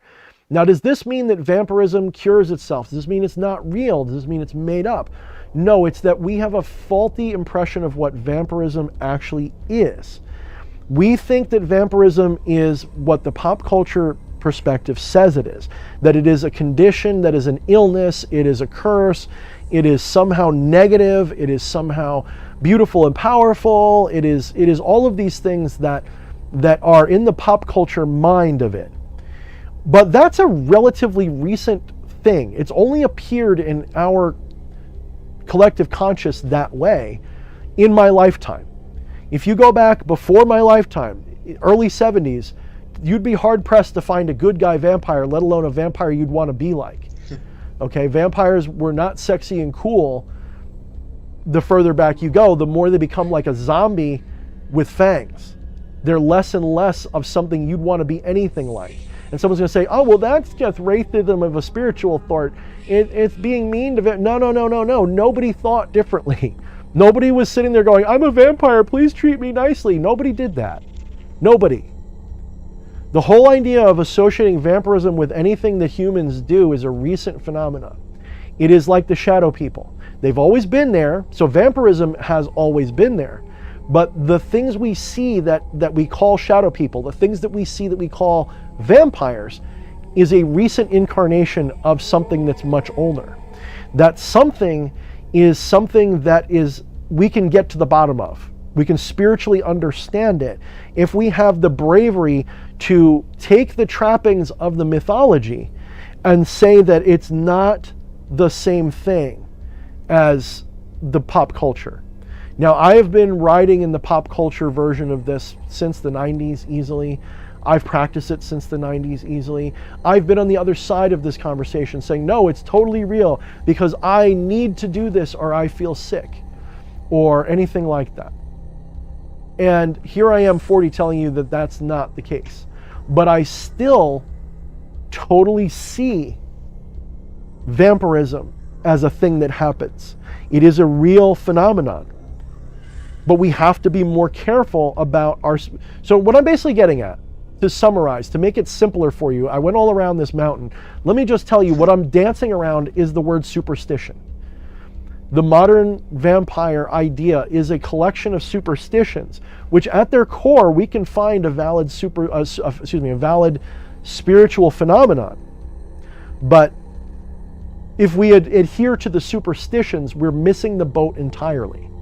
We're no better than a theist who believes that God is literal or that Genesis is literal. We're making a big mistake and we're missing the beauty of the lesson in questioning it. When someone, remember where we started off earlier, we're talking about gods are real, they're no more real and no less real than you are.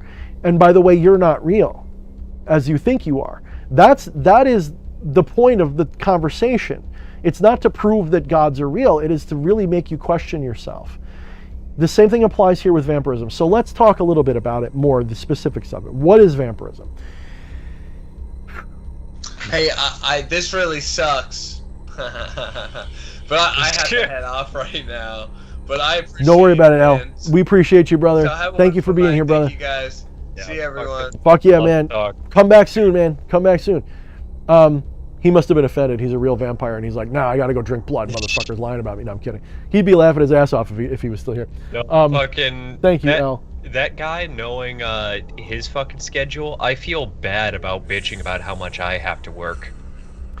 Right. I don't know what his schedule is, but it sounds rough. It sounds rough or TD, as we would say back in the Egyptian days.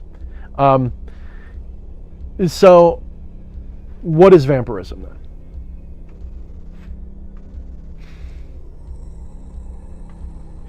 If we are going to approach this from the non-dual perspective, then the answer is simple. It's just a dream that you're having. But we're not going to do that. That's not satisfying to you. You want a better answer than that, because most of you, you're not here to hear that. You're not here to hear the same old kind of lazy answer that sounds like. It's not, but you're not here for that one tonight. You're here because you want to know what it actually means to you and to me and to everybody else. So vampirism is, by one measure, and only one set of languages, it is as I would say, a condition of the energy body in which you feel, or in which, for whatever reason, there is a lack of a certain vibrational energy. And I'm using all of these mystical terms because that's what you want to hear. Okay, you want it to be that. But if I was to keep it simpler, I'd say you have a psychic need to experience this flow of give and take with your environment. Everybody in this world, on some level, is part of entropy, and therefore to sustain themselves needs to take in order. Every one of us is a being which is like a surfer riding a wave of entropy, and if that water doesn't rush up to meet us so that we can slide down it, we don't move forward. Now, on all these different levels, we suck energy in of this type. I say energy as a catch-all for this flow. I really mean flow. We suck this flow into us, and we ride this flow as a part of our validating story that we use. And we're flowing through reality. And so we need to drain energy from our environment to do so. In a biological sense, you need to eat food to keep living. In an emotional way, you need to give love and get love. In a psychic way, you need to draw psychic energy and give psychic energy. This is completely in your head, but while we're in your head, let's explain it. Let's understand it from that position. So, some people, for whatever reason, and there's as many reasons as there are people, some of them are completely psychological and circumstantial, some are spiritual in nature. Some people, for whatever reason, have a need for more energy than they can get through the normal method that human beings and other animals live. This could be they were abused as a child, and so part of their emotional energy centers is not properly opened up, and so there's a blockage, and so they need to infuse themselves with more love or attention or energy from another source, another way. They could literally have a psychic vampire or some other vampire that's predating upon them. This causes a deficiency in their own energy system, and so once again, they have a need to acquire from other people. Now, I'm going to tell you that the word vampire is, again, it is pop culture. The truth is, this is part of a symbiotic relationship you have with yourself as the universe. This is always symbiotic. There's always give and take. No vampire is just a black hole that sucks. Somewhere there's a white hole where that energy comes out and is returned to the system somewhere. So whether you're a vampire because you're being fed upon and therefore you need to feed or find a way to get that energy, or you have a blockage and you can't make your own, or whatever word salad of psychobabble you want to use to explain it. The bottom line is there's an emptiness within you that you need to fill, and it's only filled through a kind of social interaction. You can't just go, I don't consider it a vampire when they have to go and touch a rock for 20 minutes and say, I fed from the earth. I know they want to call themselves that. And it is a kind of otherkin, right? I'm on board with calling vampires a kind of otherkin. You know, in that whole social justice movement, I would say it's fair. That's a fair statement. So I'm not trying again to invalidate people who are saying I'm a vampire that feeds off of the earth. If that's what you want to call yourself, I'm not going to call you that, but I'm not going to be rude to your face and say you're not that, okay? That's what you want to do. Hammer and Tongue says it's really an egregore we create, we get attached to, and others and attached to, and we ourselves feel proprietorial to. Yes, but fundamentally speaking, that's pretty right. Well, that's also because everything that you see is a kind of egregore. Everything you think is real is tulpa. It's all tulpa. Tulpa is not limited to imaginary friends. Tulpa is also your everyday delusion of Maya. Okay, tulpas are what populate your Maya. And tulpas and egregores and all of this are fundamentally different words for the same thing. So yes, vampirism is an egregoric concept. It is a thing that you sort of invent, but it's not unnatural. It is something that people have, and I'll tell you why I know this. People find out that they're vampires. They find out they have this. People find that they have this problem. We'll say it's not really a problem, but they'll find out they have this problem. They'll attach to the word vampire, and then they will find peace because by practicing this, they feel better. And they're not wrong. It's a valid way to deal with it. But the problem that they're experiencing is simply that there is some kind of energy deficiency. Maybe it's emotional, maybe it's spiritual, maybe it's all in their head. Doesn't matter. There is something that is deficient in their energy, energy being that bigger word that I don't just mean electricity energy, okay? I mean energy in the true sense of the spiritual word. Flow. Cosmic flow of being. There is some kind of deficiency, and usually that deficiency is a delusion, but it's still with you. You still experience it, right? It's not a literal deficiency, but it's a perceived one. And so it bothers you. Now, I know that it is a valid concept because people will feed upon one another, whether they're knowing vampires or not. There are people, by the score, by the billions probably, that are psychic vampires, don't know it. They will go through their life and they're constantly feeding off of people.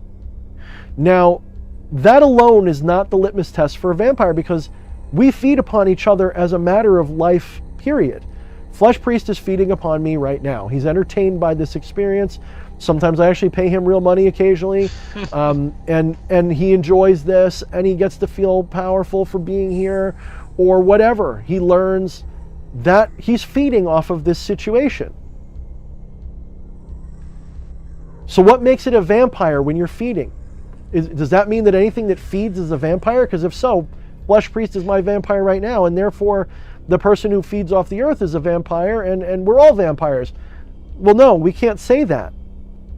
That ruins the definition. It means nothing at that point. So we need it to have meaning.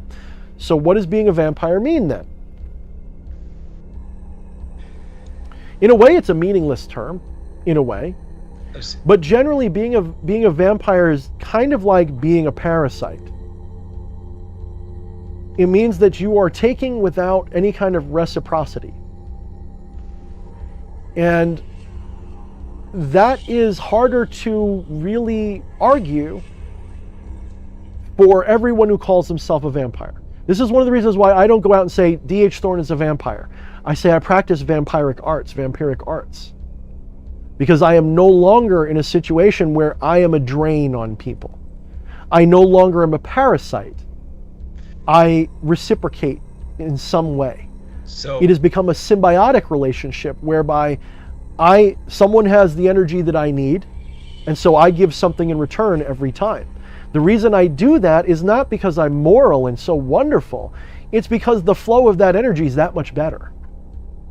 So it's just like if you have a can of juicy juice, you got to puncture a hole in both ends so that air can get in the top so you can suck the juice out. It's no different. Go ahead, Fleshy. To put it in some mundane terms, from what I get from what you're saying, a vampire would be more akin to somebody shoplifting from a store, where they're taking without giving, whereas you might say it's vampiric to need the store, the grocery store, for sustenance, but by what you're saying, that's not the case, because you are taking their produce, but you are giving them currency in exchange. It's a reciprocal process. Sure. Yeah, I think that's a fair analogy, but it's also, now Eddie's saying that vampirism is a choice or something, and I disagree with that completely. I mean, yes, people who practice vampirism is someone who does it consciously with intent, yes. But in the clinical definition of vampire, there's a lot of vampires that don't know that they're vampires. I don't know if that's what he's saying or not. I don't want to speak for him. I don't want to argue with him, because he's usually pretty good. He usually knows what he's saying. Vampires are people who are parasitic in their energy dealings with one another. There is not an element of symbiosis, or at least not fair symbiosis. It's not symbiosis. So for example, when I encounter a vampire in the world, when I'm walking around the world and I encounter one, generally they don't know it. And so they begin their feeding tactics on you. Especially when they're a psi vampire. They are a dime a dozen. They're every fucking where. It's just like LeVay said. They're every fucking where. They're spiritual parasites, and they will find your weaknesses. Doesn't matter how powerful they are. They're good at this. That's why I'm good at it. They will find your weaknesses, they'll penetrate them, and they will feed from you by exploiting them. That usually takes the form of being toxic to you, but having you feel like you love it and need it. There's an addictive element to it. So these people that are psychic vampires, they will practice a lot of the things that I talk about, but they'll do it ignorantly. And they do it in a baneful way. So one could add possibly to the definition of vampire a baneful intent, possibly, in that there is no intent on any kind of reciprocity. I ran into them all the time. You know, there are people who they will just, I'm not saying every narcissist is a vampire, but, or every vampire is a narcissist, but they are like chicken and skin. You know what I mean? It's a good calling card. It's a very good calling card.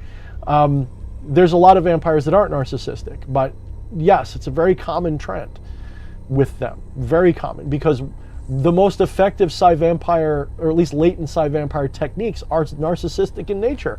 It requires an element of gaslighting, and it requires an element of being toxic and self-centered, thinking that you're wonderful and the other person's not, and all of the things associated with narcissism, because that's the best way to free up the energy that you're looking for.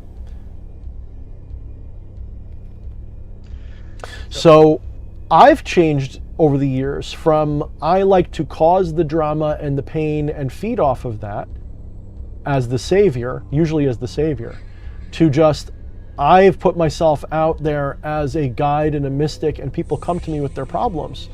And I listen to them, and I sincerely try my best to do for them what they need done. Not necessarily help them, but what they need. There's a difference. And in that role, in watching them have the epiphanies and learn and grow, I feed off of that. It validates me as a broken individual. I'm validated by that experience. When someone comes to me and says, my girlfriend left me, I don't know what to do, and I talk them up and make them understand how they can be a whole God by themselves without someone. The idea that I'm doing that for nothing is absurd. I love it. Ask anyone that's remotely a friend. I'm not saying I'm always there to help, but there is a kind of weird tendency I have where if someone seems a little down, if I remotely like their energy, doesn't mean I care about them, by the way, but I do in most cases. If I remotely care about them, their energy, I mean, I'm the first one to just be like, tell me all about it. And I want to hear it, and I want to deal with it for them. I want to solve it for them. I want to play with their problem, because I love to get that little oomph. Now that's just my style. There's so many other styles, because there is a common thread, and this is something that Father Sebastian really gets right in one of his books. And he says that vampires, especially psychic vampires, can mature eventually into being exquisite healers, because they get fed on the act of feeding. They literally suck the negative energy, because usually vampires are attracted to the negative, I gotta tell you. Very, very rarely are vampires attracted to the positive. Vampires are almost never attracted to love and light stuff. They're almost always, they are more attracted to the dark energy in you. When you feel like shit, a psi-vampire will show up next to you almost invariably and be like, you okay, buddy? You want a soda? Like, that's almost all. That's the shit that hits hard. The love and light is like the nice, gentle warmth of a candle fire. But, you know, that depression and all of that, that's like a pouring gas on a bonfire. That's, whoo, big sparks. And it can get toxic to you. I mean, and psi-vampires may love it, but that can get toxic to you too. There's times I got to cut it off and be like, no, because then you start imbalancing yourself and you're draining all this energy that is just not what you want, right? It's just like, oh, why am I depressed today? Well, you've only heard nothing but sad stories all day. Oh, that would do it. You know, so it's not that it's all gravy or anything. It's just that. So what's the difference then? I don't consider myself a vampire because I'm no longer predatory in nature about it. I am no longer, I don't need it even, because I've found out that what it is I'm looking for is a kind of validation. And I can get that validation in so many other ways as well, not just solving people's problems, not just being the center of their drama, not just feeding off their negativity, but actually feeling fulfillment in their happiness.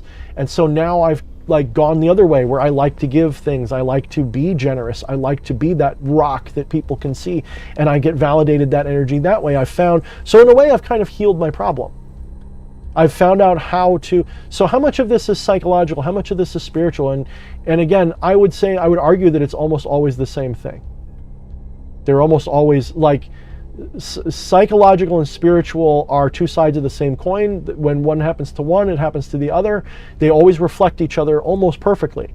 If you have a psychiatric trauma, you probably have a spiritual trauma too, and vice versa. It's the difference is, this is why psychology, people who are into psychology are more inclined to study and be interested in a positive way, spiritual questions, in terms of like magic and stuff, like Magicology. You know, I like that channel. He doesn't get as much play as he used to, but I like his channel. And we've done some stuff before. He's a brilliant guy, and he's into psychology, and he equates a lot of it in a psychological way. But he doesn't for a moment disbelieve it. It's just that he's got a way of looking at it that is psychiatric, and he's not wrong. They go together perfectly. Like, I haven't seen a situation where they're not perfectly matched. It's just that they're different ways of looking at the same phenomenon, I guess, would be a way to put it. So there's a lot more in the book than this. There's a lot more that I talk about, and Lilith is an important feature of it, because Lilith, among almost every spiritual entity that I've come across, is very much synonymous with a spirit that is universally loathed by all of the same kinds of people, more so in a way. Like Lucifer, everyone like on the right-hand path hates him, but they kind of like him, right? Go ask a Christian, and they all know who Lucifer is, and they probably watch the show, and they probably blah, blah, blah, blah, blah. Like they all have like this guilty pleasure of liking him, but nobody likes Lilith for real, except for people like us, right? That Lilith is scary. She's a monster. She's a villain. She's a this. She is in some ways representative of that. She's also, because of the association with the dark moon, the blood moon, basically, the vampiric moons, all these different things. There's so many reasons why she's a perfect fit, egregorically speaking. But also her story is just that of someone who is tragically abused and therefore must resort to a predatory style of being to exist. Being blamed for the fall of man on one side in a way, or was unfit, and all this other nonsense, just nonsense. And so this spirit is there as like, what else can they do? So the fact that people have found the good side is amazing to me in some ways, because no one would have permitted it. I don't know, maybe this is more of a statement than anything, but so I think it was you that said it. It may have been somebody else, but recently somebody was telling me that when they watch nature documentaries where everybody else cheers for the gazelle, just yes, I hope you get away from the cheetah. Whoever told this to me, they actually rooted for the cheetah, because the cheetah's got to eat too, and it's it's not always a pretty cycle, but this is the cycle which we are subject to. And there was a little thing going on in the chat, not to call anybody out, but like I wanted to kind of get into what they said about do I need to kill them with magic? Oh no, not at all. Oh good. Because I wasn't going to. I'm not petty like that, but I like to pretend sometimes. It's more that like I found what they said interesting, and I want to get into it. Is in respect to vampires and how it feeds off of other people, it is an inherently predatory act, and like you're saying with Lilith, having to resort to predatory natures to maybe resort's the wrong word, but yes yeah, but you get what I'm pointing at. So this is kind of touching on ethics and everything as it comes to magic, but I do think there is validity in the predatory nature of, well, no doubt about just it. Things, but like I think just because there are definitely things that can be wrong about it from my sense of ethics, but as a blanket statement saying taking up the aspects of a predator, that is not inherently wrong, because the cheetah has to eat too, even with magic. Let's untangle the predator question for a moment, because please, because this is all tangled up in here. I hope some sense of space. In the endless Thorne rant of non-dualism, I have to reach into that whirling maelstrom of non-dual arguments and conversation that is always going on in my mind, and I have to find this piece. But this piece is essentially saying something simple. When the wolf eats the sheep, it is a way for the sheep to become the wolf, and for the sheep and the wolf to become the sheep. There is no better and no worse. There's no superior or inferior. When you turn a wheel and you turn the wheel to the right, which hand is pulling and pushing? Which one is getting the better of the other? This idea that a predator is somehow a villain is just, it's absurd. It's utterly absurd. The predator always gives back eventually. The predator must pay for what it takes. It cannot exist without giving back to the system that it took from. So the idea that a vampire, that predatoriness is the only element of it, or even the other things, a lot of this is just word salad shit. I gotta tell you guys, vampirism is very much a bunch of just, like on Star Trek when they're like, we gotta re-angle the neutrino deflector to suck up the graviton pulse beam of the blah blah blah. That's vampirism in a nutshell. It's like Lovecraft magic. It's not unreal. In other words, it's not like it won't work. It's just that most of it is story time put into practice. There's a fundamental nugget of validity to it that's more than just your idea. Scarlet Bale says very well, she says, a predator is only evil when you're the prey. Mother Addams said, meaning from the Addams family, Morticia, she said, and I think she was quoting someone, order for the spider is chaos for the fly. There is no higher good and evil bullshit. That's where we got into the trouble that one week with the thing that shall not be spoken of. There is no higher good or evil. People don't like to hear that because that invalidates their ego, because they like to have a relationship with it. The reality is there is no true predator or prey, because sooner or later everything's prey to something. You think, oh, I'm on the top of the food chain, nothing's going to eat my ass. Even if we eradicated every large mammal that would eat you, when you die, yeah, you're going there's right stuff back that's going to the eat soil. you. You're fucking You're nitrogen getting for turned all into those dirt. goddamn plants that you were eating and the animals who ate off them.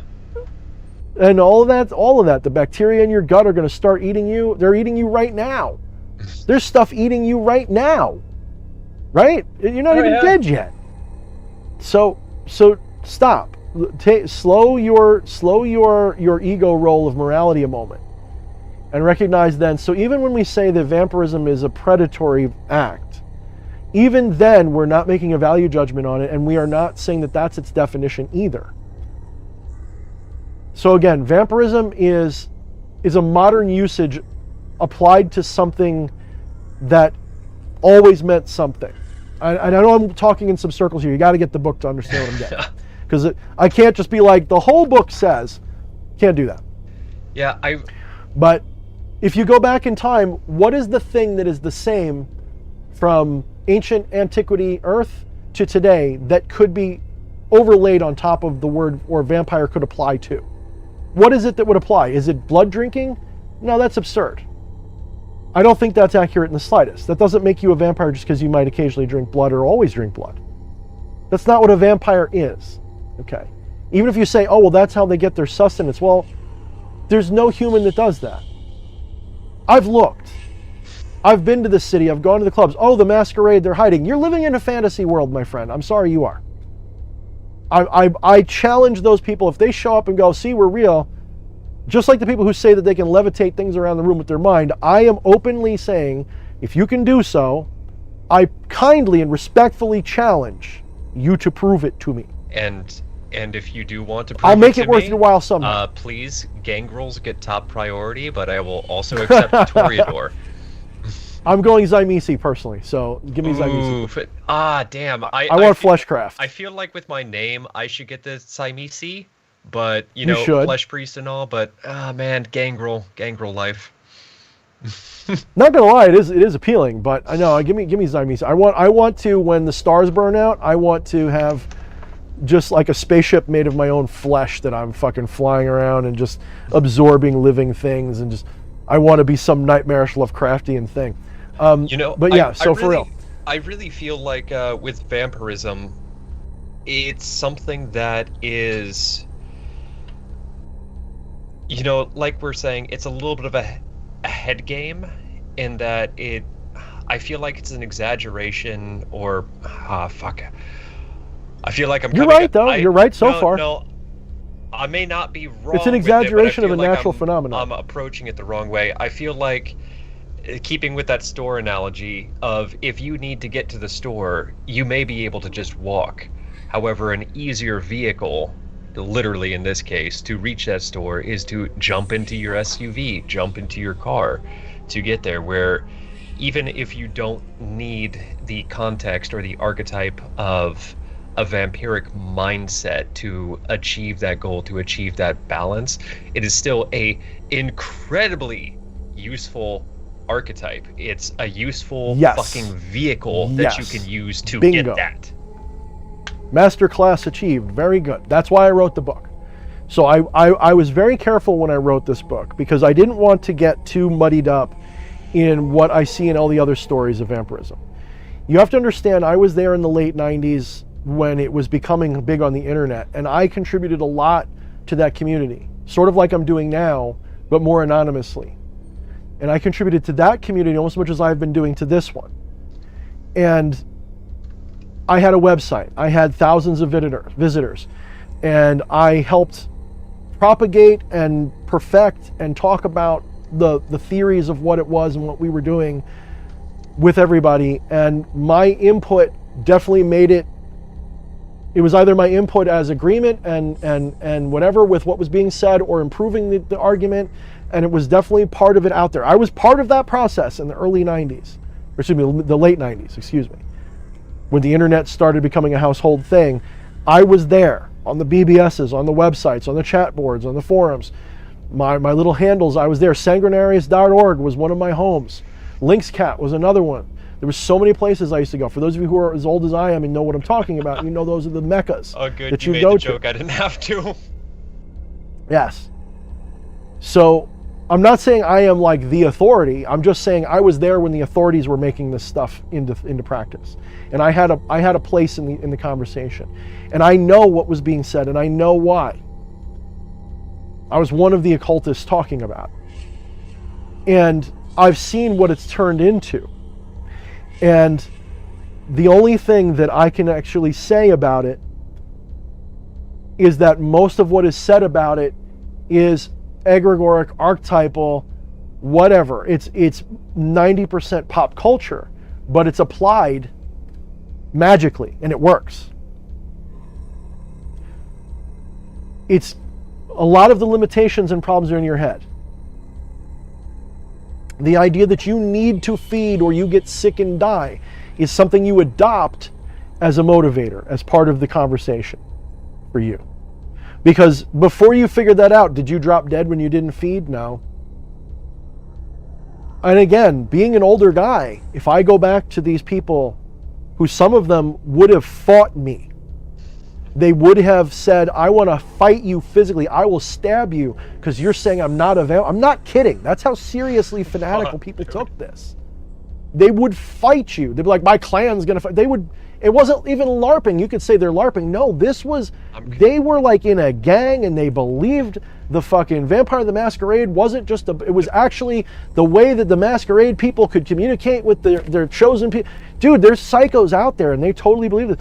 And I'm telling you, those people, if I were to go find them today, they're not drinking blood or doing any of that shit.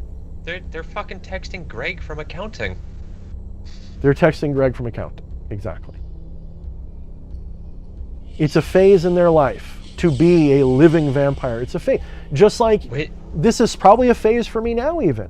There's probably going to come a time where like, I don't need to wear this fucking thing anymore. Magic? I don't need that shit.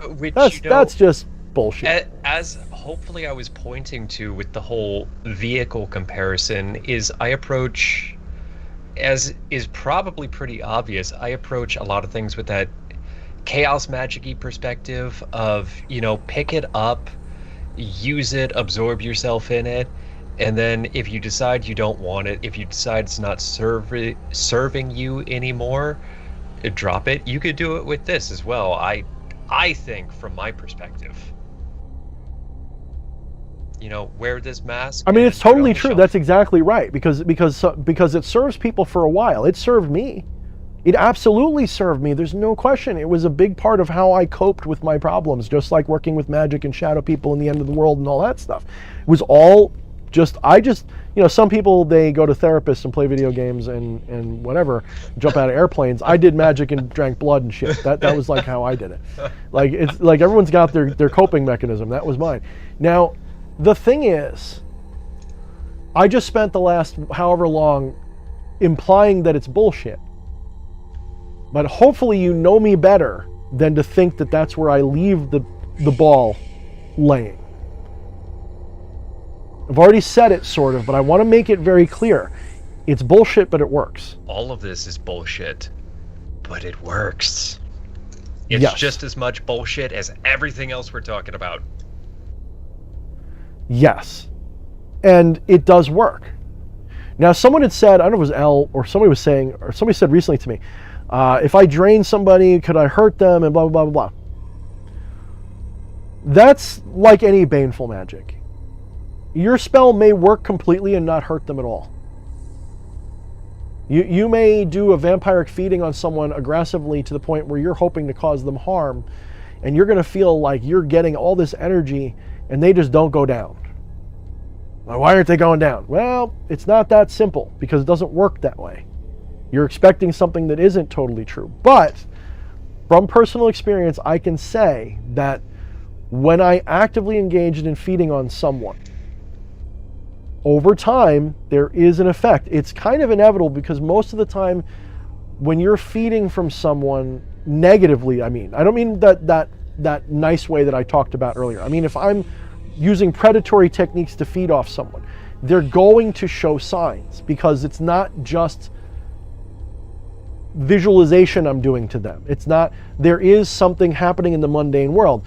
I am doing the narcissistic behavior of gaslighting and undermining and all of that shit, because I'm exposing their energy centers for me to feed on psychically and emotionally. If you ever catch me in an argument with someone online, you might catch me doing the predatory version. If you ever see somebody, if you've ever seen me like engage with someone who's heckling me, and I just kind of turn weird and I seem like different, I might be doing that. I might be like tuning in and trying to read them so I can attack. And I'm looking for their weakness. I'm looking to gaslight. I'm looking to open them and go. I've seen you do that a couple times where it's like identify weakness, lay trap, and then somebody fucking steps on it. It's like, oh, you just exposed your Achilles heel, motherfucker. I mean, it makes me feel good, but I'm not gonna lie. You want me to say it makes me feel good? Hey, it makes me feel good too. It's an entertaining fucking spectacle to behold from a third-person perspective.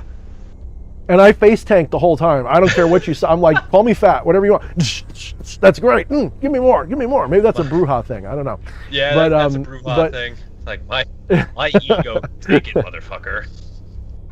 It's not even that. The more my ego hurts, the more mad I'm like a barbarian with rage. I'm like, hit me again. Rah! But no, for real. And I learned it from the vampires in my life. It's a learned behavior on some level. Next to Lilith, there's actually a group of entities that make Lilith's vampiric stuff pale, and I say this with all due respect and love for Lilith. If you think Lilith should be the greatest vampire for some reason, you think that's somehow a compliment, go for it. But I don't see it that way. As Lilith is very strongly associated in the infernal realms with vampirism, there are beings that dwarf her capability as a queen of the vampires. And that is always going to be shadow people and the shadow. I am not afraid to say that. I am not ashamed to say that. And I'm not saying that to be like, oh, look how much more badass the things are. They're actually 75 billion times more dangerous as vampires than anything a demon or Lilith could do. Because they're hidden from you. And they are you. They got that Imagine vampirizing yourself. The shadow people have, Cameron Tongue says, I'm going to guess the daughters of Eve never forced it. I mean, I guess not in that way. I mean, are we thinking of the vampire movies? I mean, anyway, the shadow people will drain you and you don't even know it. And you will become the bad kind of vampire when they're done with you. You will become the unaware vampire that is constantly in need of the energy that I'm talking about. People have asked me, can I use the shadow people to become a vampire? I'm like, the same way you could put a hole in your head with a gun. The same way you know, if you could cure a headache with a gun. Yes, in the same way you could. Because that's what was done with me. That was one element of why I became that way. One was the abuse I took as a kid that gave me deficits and I had to make them up. But that is just, all that's doing is really giving you more shadow, right? All it's doing is making you more ashamed of yourself here, self-conscious there, building that shadow. Once that shadow is big and beefy, the abuser has no more, they're not the problem anymore. You got your own monkey on your back now. And when that shadow is really big and strong,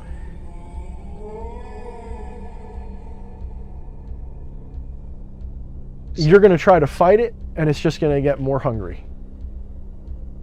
So it's a hard process. Somebody had a question about vampirism here. If you want to jump was it Wyatt? I bet it was Wyatt. It is Wyatt, actually. If you want a new conversation point. Is it about vampirism still? It is, yeah. Okay, let's hear it. So they asked, I understand the idea of vampirism, but isn't it sort of a weak magic? If you rely on others' energy, don't you never get the chance to build your own?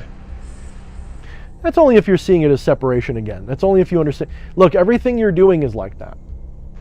You can't, that's why I said earlier, maybe you weren't here, Wyatt, because I only noticed your name. Yeah, he jumped in, I think, like 90 minutes into the stream or something like that. Okay, you may have missed the beginning where I was sort of laying out some of the explanations of it. Everything that is in this flow of reality that we understand, the dimension of reality we see as living beings going through causal time and space, is not at the mercy of, but is literally a force of entropy. Like, don't ever think you're at the mercy of entropy. You are entropy in action. If it wasn't for entropy, you wouldn't be here. So everything is constantly in a state of exchanging energy to create the most amount of mixture possible. To reduce patterns so that the only pattern is just perfect sameness everywhere, if that makes sense. Everything is just perfectly mixed everywhere. So there's no more energy over here and less energy over there, and more hydrogen over here and less hydrogen. It's a perfect spread of energy, which is its own kind of order, arguably, but we're not going to get into that conversation.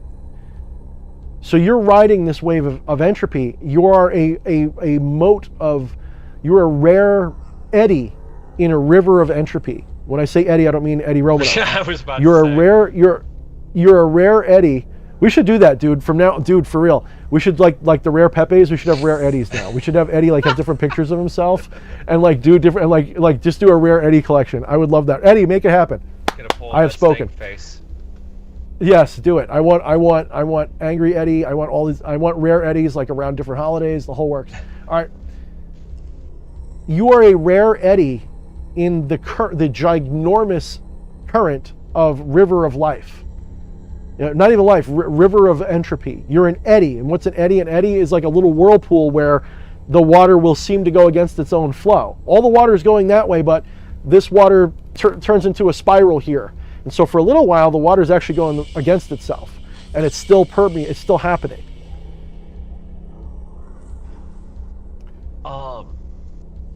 So the idea that it's weak magic, the problem I have with that is there is no such thing. I don't even mean that oh, I'm offended, you're saying vampirism. No, I mean there's no such thing as weak magic. It's all the same thing. Whenever you do magic, doesn't everybody always tell you to draw energy from the universe somewhere? Isn't that? And what do they mean by that?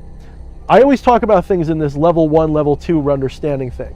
So small brain version of understanding is that I need to take energy from something and use it. Bigger brain says the bigger the energy source, the better my thing. I got to take that energy from, magic is in you. If I just draw the energy out of myself, it'll be enough. Oh, I got to draw it out of my house or my home or the world or the planet or the universe or God or whatever the fuck. Oh, that's great. That's fantastic. That's a rare Eddie right there. Rare Eddie. That's when the sound goodizing hits too hard. That's a good Eddie. I want the memes to commence, guys. I want Eddie memes. Make me Eddie memes. Do it with love, though. Eddie is a beloved member of our community. Do not hurt him any more than he's willing to accept. I know he's a little bit into dom and sub shit, so I don't know which end he's on. Oh, it does. I don't think he's the only one, judging off the meme channel in our Discord link up above. That has become fire lately, I gotta say. So level 1 is I gotta take energy from somewhere. When you figure out why I keep emphasizing level 1, you'll get it. Level 2 is like the bigger the source, the better I gotta be. So I gotta take that energy, it'll be great. And then you go, the final level is when you recognize that the taking of the energy is the giving of the energy. Because you recognize that it's just like I said with the wheel when you're turning a wheel. If I turn the wheel to the right, which hand is turning the wheel to the right? Which one is the master and which is the slave? Which part of the wheel is submitting to the other? So let me, so to use an analogy, I feel like some people might be able to, as far as getting your own food source, in a very mundane, practical sense, some might say supplementing your diet by going out and hunting a deer, cooking up that venison and whatnot for yourself. That might be a predatory, vampiric action.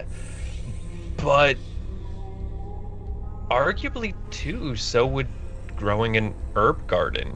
You're putting energy. This is why the word vampire has back. almost no meaning. Yes, this is why the word vampire is just a colloquial term used by people because they want to feel edgy and cool and they don't want to seem normal and natural. That's really it. I hate to say it. I hate to be that guy, especially doing what I do, because it sounds like I'm putting people down. I'm not. I'm being honest because I was there. I didn't want to admit that everything I did was what everybody does. I just did it in a way that was a little different, a little bit toxic, a little dark. There's nothing unnatural about vampirism. It's a lot more fun. It's a lot more fun to pretend that you're some kind of unnatural fiend or whatever. Are you Fleshy? You're more deeply entrenched in the modern world of other kins and all kinds of stuff, I'm sure. Maybe I'm wrong, maybe I'm generalizing. I mean, I was. But maybe I'm ankle deep and you're only toe deep. Yeah, that's probably fair. I think I was once hip deep, but okay. So maybe I could speak more from experience than you. Even things like, isn't part of the allure of some of this the outcast quality of it? Isn't that part of the romance of the Vampire the Masquerade, is that you're this damned being?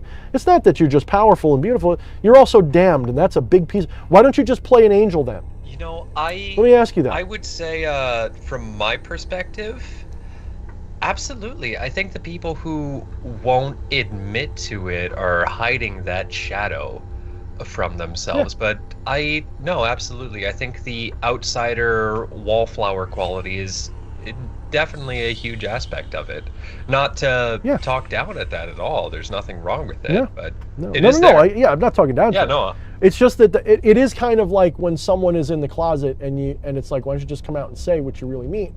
It's like that because it's like, I didn't mean it like that, you freak. What I'm just, you can be a closet about many things, but it's like that. It's like it's like the closet door's open, you're standing and be like, oh, I'm so tragic. It's the shadow woman coming out to play.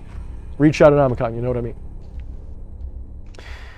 You have these people that it gives them something to feel special about.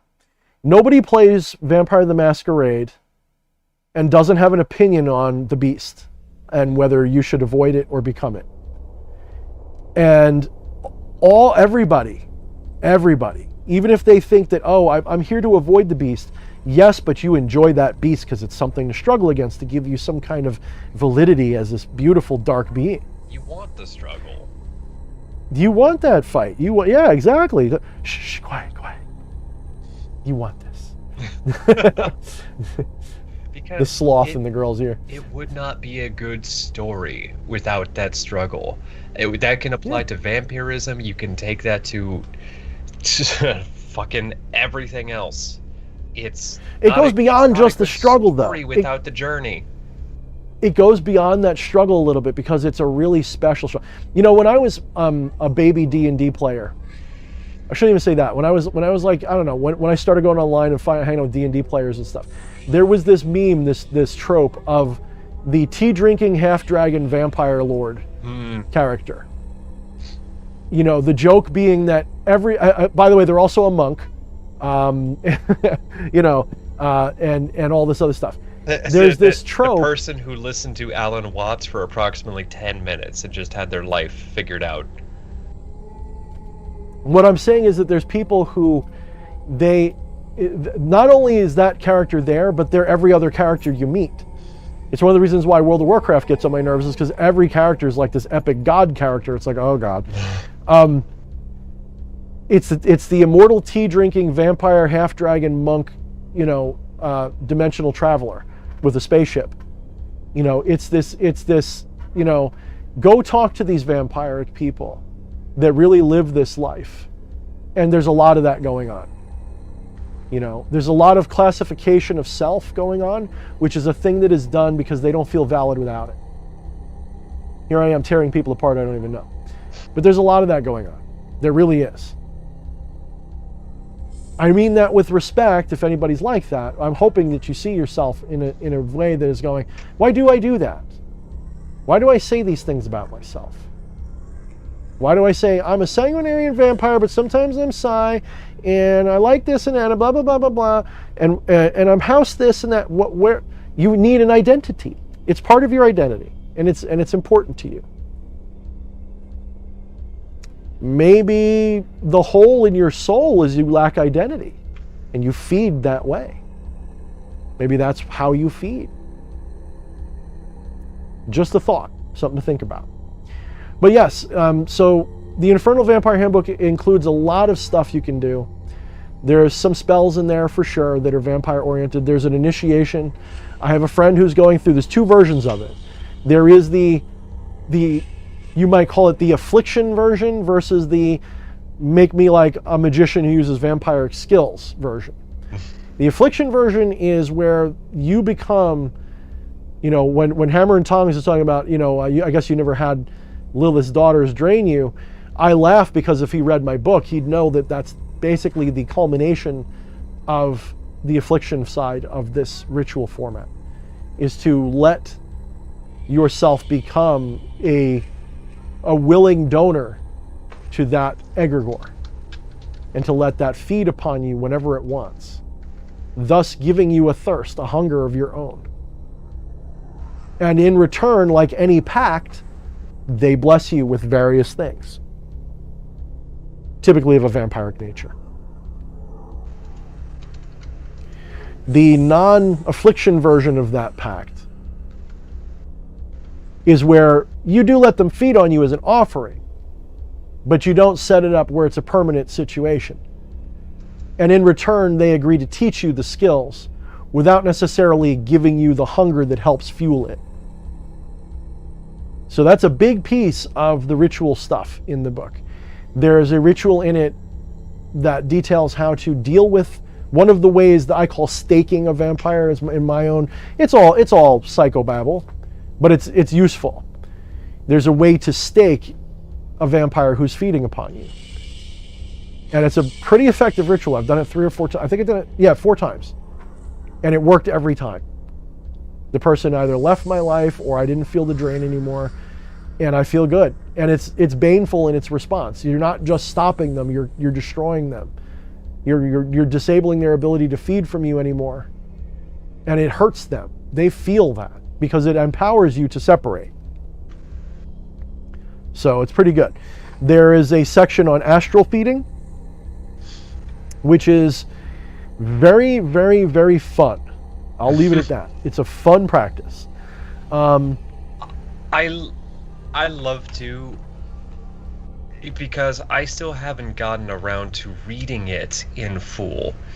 But in full? Yeah. Fucking, you know how my reading list is, man. Jesus, it's a fucking nightmare. I'm still fucking working on Become the Maelstrom, and I hate to admit that as a co-host You know what's on funny? the show. Huh? Not to completely cut you off, but I just started doing version 2 of Become the Maelstrom. But keep going. Bitchin'. But yeah, so I did skim through and read parts of the Vampiric Handbook when we initially did that first video, and I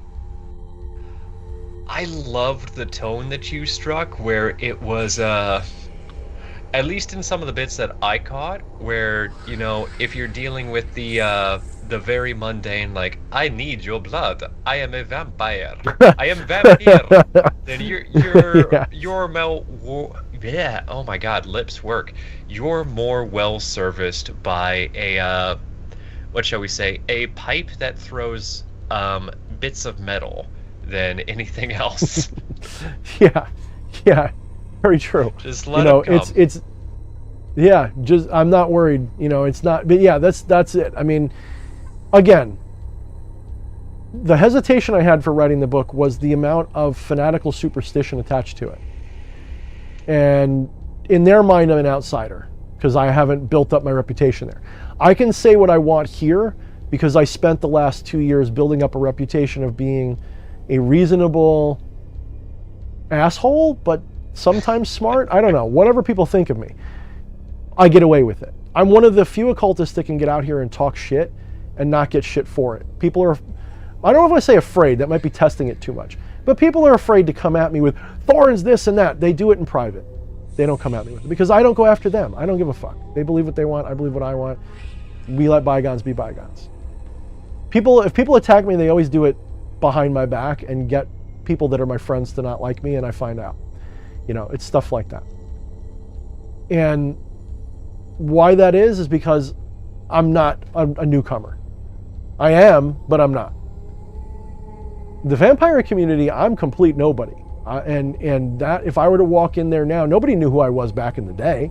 I had my pseudonyms and my websites and stuff, but nobody knew who I was.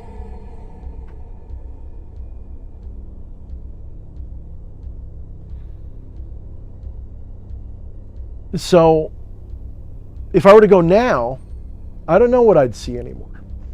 I know what I see online. I know what I see on TV. I know what I see on TV specials dedicated to the subject. And I miss some of that stuff. Some of the most fun I've ever had at a goth club was at like the Vampire Ball type stuff. Some of that stuff was the best.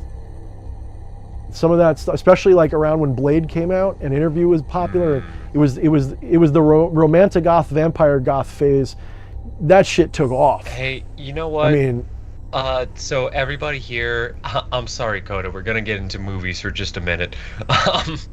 We love you, Coda. So, you know what? DH is always talking about this community for the left-hand path and everything. Okay, we could start that, but first, and most importantly, we're throwing a fucking blood rave from the first Blood movie, and it's going to be that song that I always forget the name of, just... You know, blood makes me itchy when I touch it. Yeah, no, fuck. Everybody donate a little bit of blood, and we're gonna pump it through the sprinklers, and we're gonna have a fucking time. You know what? Fuck it. Give us AIDS. Get the AIDS blood. I'm kidding. I'm kidding, Susan Wojcicki. Don't do that. You know, that's always been something that's funny to me about the vampire lore is like they're all fucking rolling around in it. I'm like, when was the last time you saw somebody rolling around in spaghetti? Isn't that their food? Like, why would they be like rolling around in it? Like, how is that? Like, I don't know. It's hot to somebody. And the funny thing is though, it's not that way for me. But I am a contact vampire by nature. That's my strong. Yes, I'm psi, but to me, if you really want to know, to me, I don't want to get too intimate and personal about my intimate life, but there's things that happen in my life where people don't know I'm doing it, and if you catch me inhaling while I'm touching you, there's something happening, right? If I'm like, and I don't mean like, I mean like I'm inhaling you. Okay, because that would be a little bit weird. Just walk up to somebody and just touch them on the neck, just. Yes, that would be a little weird. It's not like that either.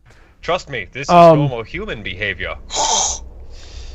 But I'm a contact. So for me, like when I would encounter somebody who had a bleeding wound, especially if it was substantial, some urge came over me to always be the one who's not only being the most helpful, but I'm always cradling the wound and oh, let me see, let me make sure it's, and not touching the cut, but always like my hands in the, I don't mind getting bloody. It was always the weirdest thing.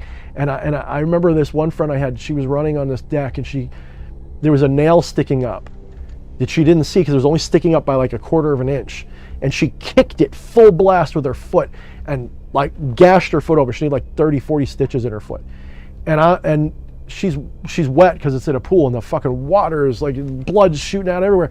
And I'm sitting there like cradling this foot and holding it closed because I know to do that. I'm holding it closed so it's not, and I'm just like, just suck. I caught myself doing, I'm like, whoa, I'm like, and I'm feeling just like where other people feel like, you know, nauseous from blood or like they're falling over. Arachnos does heavy breathing. I'm doing the heavy breathing like it's like some kind of perverse thing. And I'm feeling like more and more like energized by the moment. And she's like, I'm feeling really tired. I think I'm losing a lot of blood. I'm like, you'll be fine. The ambulance is coming. You'll be fine. So just remembering it gets me giddy thinking about it. So at the one time I make fun of it, but I kind of get it. I get it at the same time. There is something, it's not erotic. There's something like, yeah.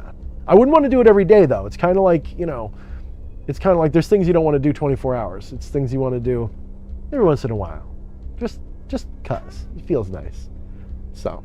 Hey, so I just noticed fucking Discord switched to streamer mode without me knowing. We actually do have a caller lined up if you want to get to them. No. How much time we got? Maybe we will. What time is it? We're going to be going in about 15 minutes, but if they're really interesting and cool, I'd be willing to consider it. I think they're interesting and cool. They normally have good stories. Oh, we've had them on before? Twice, yes. Oh, we don't like them now. No, that's fine. I think that'll be great.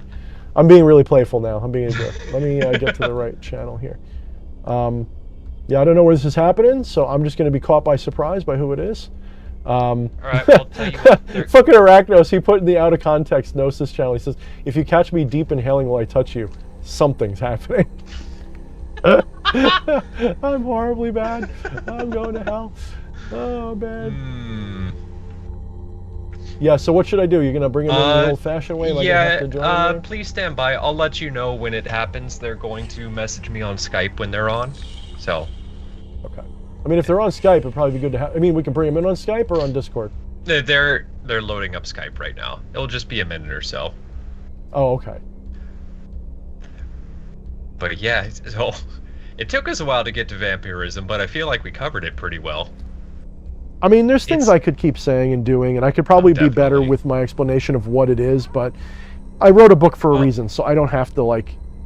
I'm not as... People think that, like, I'm a really good speaker, and I am, but not a good planned speaker. Does that make sense? No, absolutely. Like, when I think I... It's when like I think I know what I'm going to say, I fuck it up. It's like, so a little look behind the scenes. Before we go on, DH and I will just naturally bullshit, and...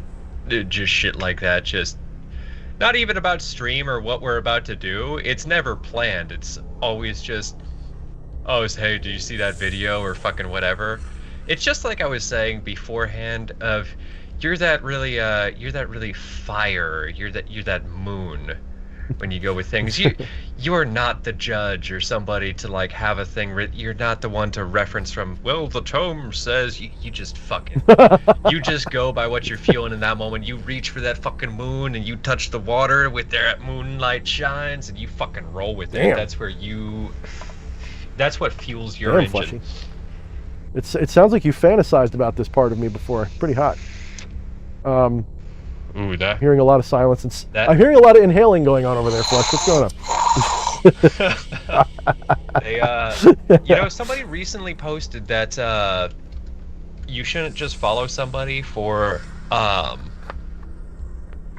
if the only reason you follow them is because you want to be in a relationship with them or anything. So by the way, that's why you have one less subscriber now.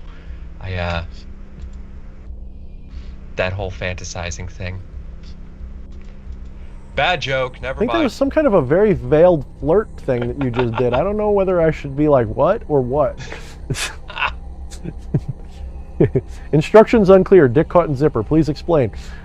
Alright, well, I'm going to segue right off that then and bring in this caller. Why did April come out here with a hammer in her hand? What the fuck? No. Okay, Camilla, All right. you know I won't do anything. She's asleep, so you can say whatever you want. You get away with it. Oh, good, Camilla then. Oh, there's a picture of Biden sniffing kids, so he's a vampire. Yep, totally true. Thank you, Eddie. Eddie put that in out of context. Everybody. Oh my God, that is so accurate. Everybody, please give another good welcome to the great and powerful Coda. Coda, do you want visuals? Oh. My setup is completely crashing right now. So just give me a hot second. Oh, it's all good. Did you see us earlier in the stream trying to figure things out? We're used to fucking crashing and shit. There he is, my original, whatchamacallit, my original, oh, he's got, oh, you got that? Come on, man. What is this with Z's and millennials in your vertical fucking cameras, man? Oh. And Flesh Priest is enormous now, and... Fix this. Oh, Hold up. There we go. You know what? Landscape, baby. So, I want to say, while you're here, I was being playful earlier. And I was talking shit. I'm like, Coda, forgive us. We're gonna talk about movies for a minute. Coda is totally down with the fucking blood rave. Okay, that's good, because I was gonna say, because Coda has, and I mean this with all love and respect, Coda has a very much a Lost Boys vibe going on right now, and I feel like he needs to come and join in the blood rave. I think he'd get something out of it. I think he'd enjoy it. Ooh, I'll double down on the Lost Boys thing, and I mean that with all love and respect. With like love, like that's how it should be. I love that incarnation. I don't know if it's intentional. Oh, Coda, you are really quiet. I hear your voice, but I can't understand it. Okay, one more second. Headphones. Sorry. Are you able? I always feel bad when I tell them this stuff. Are you able to turn his volume up? No, not on Skype. Oh, Skype shit. is by like universal volume. This is why we use Discord. Skype, you fucking lost your platforms. Discord outmaneuvered you. Yeah. All right. I'm so sorry about Perfect. everyone. Oh, Perfect. you're good. That's No, so you're good. much better. All right, fantastic. So you actually did such a great deconstruction of the, honestly, I call it the lower vampire like community. Not lower as, you know what I mean by lower, as in lower magic and all of that stuff, Yes. more focused on glamour and role playing. Now, there's a decent amount of people that are genuine practitioners that take this into a different light. Now, whenever they take it into a different light, they more fixate on the whole mythology and really everything that kind of symbolizes and goes for. And now we're talking sort of like decrepit, nothing like Twilight, none of that shit. Honestly, You mean I cannot spot? Yeah, that's an abortion. I'm sorry, that's an abortion of pop but- culture. Yeah. Yeah, you know, I mean, you can't necessarily literally bite into someone unless you get drilled in prosthetic veins, and even then, it's just not really something that someone with a. Although I will say, let's go back to like that Berserker Rage where people would be, because I talk about that in the book. Imagine someone in prehistory, splat, yeah, that guy is real. I think I was that guy. So, past actually, life. yeah, those So- kind of primal like war dances and chants and people filing down all of their teeth into points and just straight up going into berserker rages. Now that's that's actually a little bit in tune. You know, we see with lycanthropy and vampirism. There's definitely a connection between various lycanthropy and vampirism. Yeah. And now for role players, we would have furries and goths, unfortunately.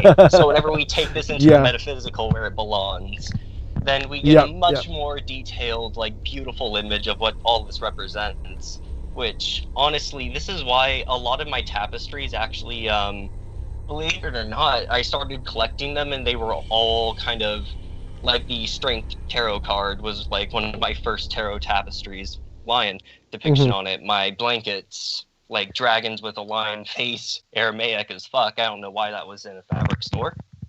Anyhow. Tangents aside, like, honestly, bestial archetypes and all of that stuff coincide so beautifully with vampirism, Gendril clan. You know, my man. Those things go perfectly together. And I don't have a single piercing, and I want to be Zymesi. What the fuck is wrong with me? But anyway. Oh no, I want like a gemstone like ear spike, and I want like multiple of them. So like pop an obsidian or amethyst, whatever. Always have them in my ear. Do you know what kind of like piercings I respect? I respect the one that goes from your ear to your nose. I love that one. Nobody does that one anymore. Yep. I love that one. Beautiful bone ones that literally just like they're brutal. I like the one I like when people get like unorthodox piercings that are like, can you pierce that without dying? Like collarbone piercings and weird shit like that. I know it never goes through, but like it's cool. Yeah, like you know, I love that kind of their, stuff. Like smoke holes. Stuff like that's badass to me. Like that's just like, you are cooler than cool. I'm not saying that I love all of it. Like people who get split their tongue to be a snake. I'm like, all right, that's shock value cool, I guess, but it's not. I don't think it's attractive. Some of those others though, it's like that like just doesn't do it for me. Yeah, it doesn't do it. I mean, I'm not saying it can't. It's just it doesn't. It just doesn't. You know, I maybe cut the cord at prosthetic fangs. When you get those, I'm like, all right, I can see why you'd want them, but that's like I'm not going any further than that. You know, I mean, if you're in ritual and you're like, you know, you're really going for that gothy vampire, you know, you have like bleeding taper candles and stuff, why not? Go for it. But go for it. I'm not even judging when the people get the horns. It's just, it's not what I would do. It's not like, you do you guys. In fact, I like that you're in this world. I'm glad you're here. Yeah, same. They add so much, like, honestly, they add so much color and beauty to the community. But yeah, just don't let them sort of have all there is to say about, you know, there is to the whole scene, which I know you wouldn't, but yeah, no, I just wanted to say. No. So, yeah, but yeah, I with think, all of the. I'm sorry, you go. You are a guest here. Okay. So with what I was getting at, I feel like that was a backhand animal aspects, was really that sort of the more primal hungers and stuff that we have that make them so uncannily similar. That really just is the underlying thing with all of these things.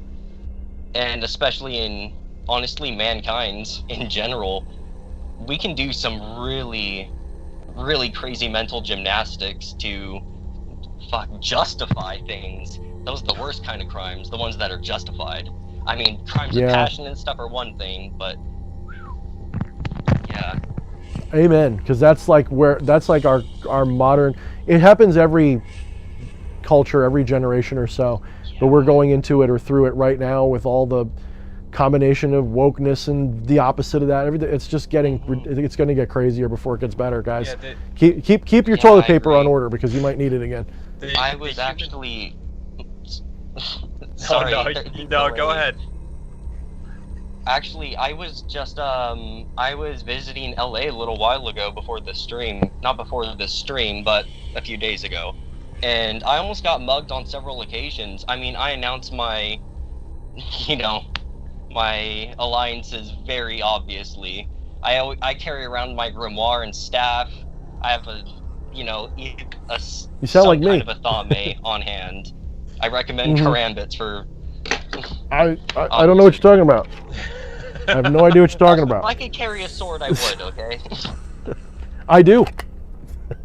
When I can get away with it, I go to Ren like fairs. A license or a permit or something. No.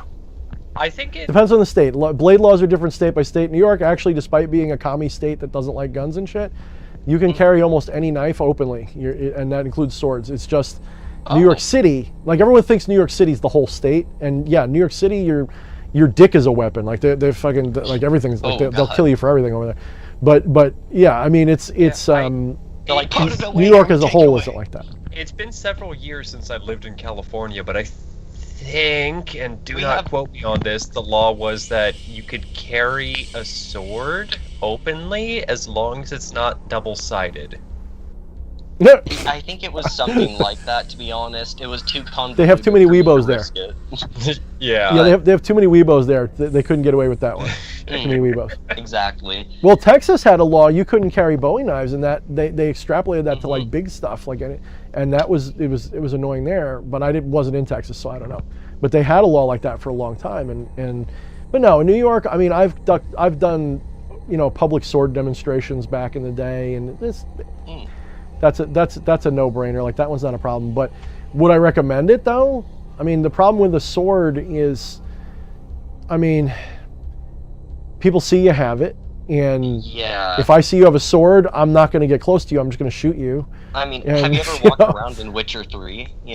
Right? Everyone just kind of keeps their distance. Yeah, I mean, it's not. But if you have, so I like my just like a little dagger on your hip, I mean, you wouldn't get as many glances. It's more sort of understood and not necessarily hugely welcomed, but it's not like anyone really gives a shit. But whenever it's ordained and carved and like runes and stuff, you'll get a glance. But yeah, because then they know you mean business and you're not just a mall ninja. Yeah, exactly. That's it too. Well, don't forget the light rail guy from Arizona. You guys remember that kid? I had a 5-fold plan of how I was going to defeat these guys. Like, look that dude up. He's a meme. He died. Now this is one of my favorites. I like this one. Oh yeah.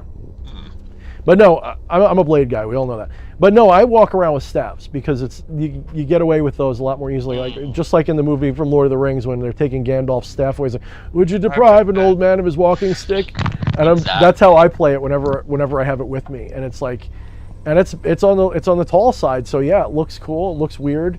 Both of them. Like, and I always get compliments on my the one I use at Magic always, because I glamored the shit out of that one. Everyone's like, oh, that's really. Oh. Yes, it is. Yes, it is.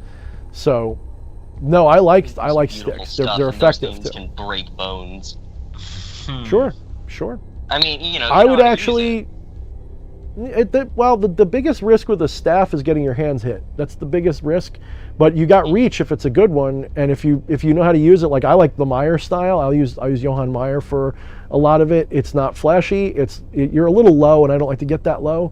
But it actually is opposite hand from what you're used to with a sword. So your right hand's on bottom most of the time, but that's so that you can actually, if you're a strong guy, you whirl it around by the end for your coup de grace and stuff. You get the reach. It's wicked. Are these the ones with the extended length on one end? Yeah, well, it's not extended. It's like any size staff. It could be any length staff really, but you hold it. I could get up and show you, but I won't. You hold it such that if you would normally hold a sword where your dominant hand's in the front, you hold it the other way and you stand like this and you use the point. It's actually meant for spear or staff. It's not in the middle like it's a fucking like a canoe paddle. I hate that style. To me, that's like, it looks good, but it doesn't really work very well. You're limiting half the reason you want a staff is being. That's if you're in grappling range. But come on, like if you jump on top of me, around a heavily rune inscribed sword, it's. Hey, don't fuck with me, because I mean business. Look at me, look at the glamour magic. Stay the fuck away. Actually, from a person who grew up in minority neighborhoods, looking crazy is a very good defense. It really works. Yeah, no, I mean that with sincerity. And I don't mean that like how that must have sounded, but people will be like, oh, that guy's gonna steal your soul or something. People who are superstitious really. Like, when you're the crazy guy, that's what happens for real. Well, yeah, but no, like this one, like you have a frame of reference for fighting a guy if he pulls a blade on you, but the man who wields his own shit, that is beyond your wheelhouse. You do not know how to conquer that man. It best be to back away. Because even if you win, you still lose that fight. There's no winning that fight. Oh, fucking hell. That's like the sweaty naked guy coming out of the bedroom at night. Yeah. See, I don't have a gun. I have a bottle of WD. I mean, a bottle of W40 or whatever it is, the 40 weight oil right next to the bed. And when there's a home invasion, I just slather myself up, get naked, and charge out screaming like a pig. With one of your many ritual blades, swinging it over your head. Yeah, just something. Yeah, like even just a loaded diaper with poop in it or something. Anything. Just it doesn't matter what you come out with. All I know is my dick's gonna be swinging around. I'm gonna be naked and oiled up, and I'm gonna tackle them. They'll be like, it's gonna be horrible. They're gonna hate it. They're gonna wish I shot them. I hope you have some like good hand-eye coordination. Otherwise, you're just gonna slip and slide down the hallway. Yeah, well, I'm thinking like Borat when. I'm thinking Borat when he fought with his friend on the bed. That's what it's going to look like. I'll just teabag the guy. Yeah, that's a great. Okay, anyway, we've hit the third hour. I think it's official. We got sidetracked really quick and easy. I see the views going down. We were at 50 when Coda came on, and now we're at 38. You see, that is. But no, for genuinely though, regarding like the whole animal aspect, I just want to like sweep that, like get that done and over with. So all of this was actually like really going into the now for some of the Hindu gods, you have like the more blacker aspects, like Kali Ma, the very obvious one that I'm going to go to. The infinite blackness. Boom, a representation of Sithis as well. All that extra shit. Mm-hmm. The infinite void of just abyss. Legion in totality, if you will, or even in source, if you would. But in all of these things, you have that sort of innate, entropy aspect.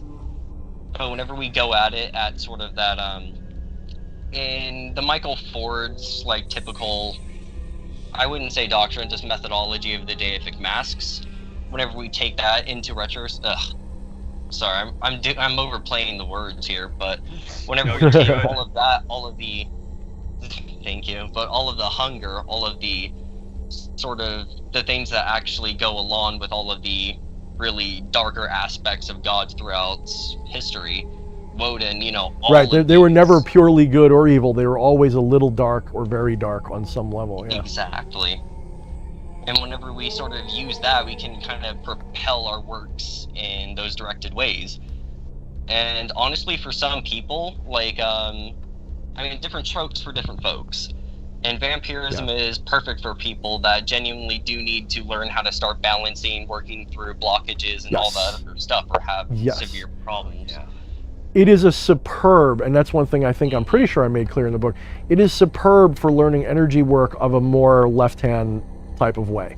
It is, instead of the love and light, let me heal you with energy stuff, it is very much you learn to heal by learning to harm, and it is very effective. I mean, there's a reason why a lot of my work, when I'm doing my classes, revolves around teaching meditations with chakra and feeling energy and all that, because those are fundamental skills in that. Even a sanguinarian vampire is good at this by nature. They just don't think of it much because they're usually caught in the mystique of drinking blood. That's not really what it is, but they're caught in it. So really they're probably psi vampires too, but blood is just their trigger, their medium, their happy place, and that's why it works for them. Yeah, at some point they actually got brushed out the right way, so that in their psychology they actually are stimulated by that sight, or they're something intrigued, like that. Yeah. Or even if it's if it goes down to genetics rather than their past, there's still like that innate pull, even to people that are repulsed. You have just heavy symbology and honestly raw psychological power. And to be honest, like, throughout all time, all religions, blood sacrifice, huge deal, especially in demonology and demonolatry. Like blood, that's our bread and butter. Oh, it really is, and I found that, like, I don't have to go crazy with offerings if I put blood on things. That's my offering, and it's never. To me, it starts to get mundane, and I got to change it up. But I never get a complaint. It's never like, oh, just that. And the big misunderstanding about blood is that quantity matters very much. Quantity matters only so much as that did you give something? If it's like a. I find that when I first got back into magic, I went whole hog like I did as a kid with the cutting, and I would take my knife, and I didn't bleed that much, surprisingly, but I'd give myself deep, I'd try to cut myself with a blade to get the blood, because to me, part of the sacrifice was the feeling of the cutting and all that stuff. But then I started just saying, you know what, I'm an adult now, and I gotta look like a person who can hold the job, and I gotta this and that, and I can't do the cutting, like I used to, and I'm not into it as much. It doesn't hurt. I actually look forward to it sometimes. Like, that was like, this is the moment of real in this magic. Yep. But I started using the pinprick process, even though it's harming. A very familiar story. A lot of practitioners in the vampiric path would really understand. Yeah, I mean, actually, one of the first times I experienced that was I had a girl and I break up, and I was going crazy. Like, I couldn't handle my emotions. I was a young kid, and I wasn't able to handle that crushing feeling of being broken up with yet. This is my first girlfriend, really. It really hurt, and I wasn't secure enough in my own place to be okay with it. And I wasn't like trying to hurt myself in any way that like self-deletion or anything like that remotely. I felt that detachment that you get when a psychosis happens like that. I'm here, I'm watching my body moving and I can't make it do anything. The only thing I can do is this. And I took a kitchen knife and I just off my arm and, I was like, oh damn. And that trauma brought me right back into the moment, and I was okay. I was like, fuck this person. I don't need them. And it like healed me like right away. So I get it. And then the rush of it, and then the feeling of immortality, like I can do that and I'm fine. And then that was like, that was like learning you like to be a power bottom or something.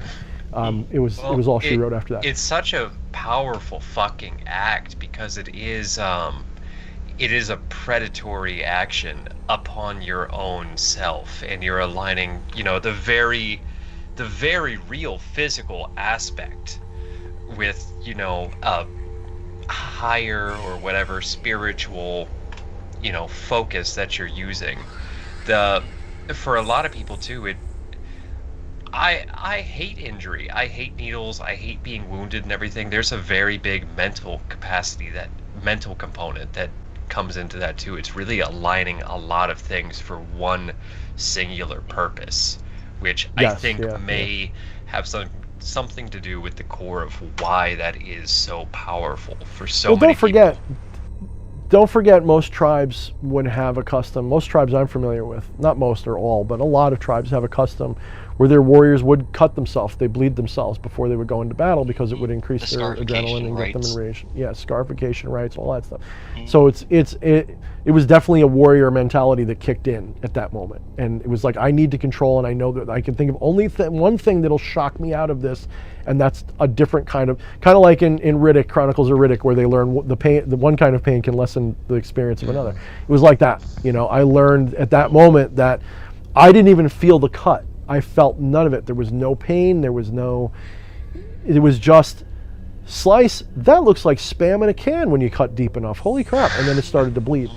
And it's kind of like, if you've ever been in a fight with someone, if you want to know a dirty little trick, just before you throw the first punch, and you should throw the first punch, I hate to tell you that, but before you throw the first punch, the first thing you should say to them is something crazy like, where does the white go when the snow melts? Or something like that. That reaction you just had is what you... Of course. Honestly, yeah, you want to fuck with the side of their... Like a good snap just to the side of their head would do it. No, not a smack, yes. just a snap.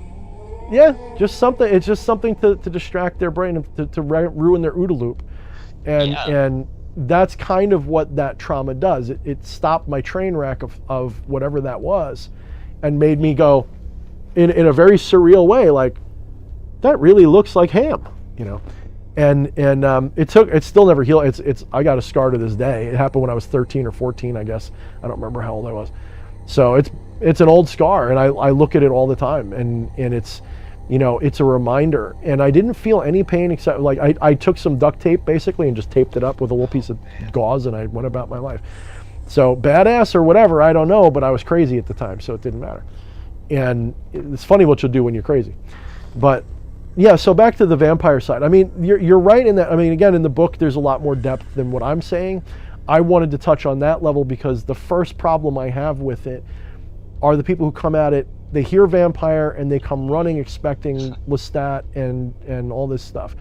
And yeah, give me the dark strain. Yeah, there's so many more Hollywood approaches to pick apart than, the people who have really, really, really followed it beyond that, where it's very low-hanging fruit in a way. It's very easy to get at the fucking people who approach it like DH said, who expect Lestat, who expect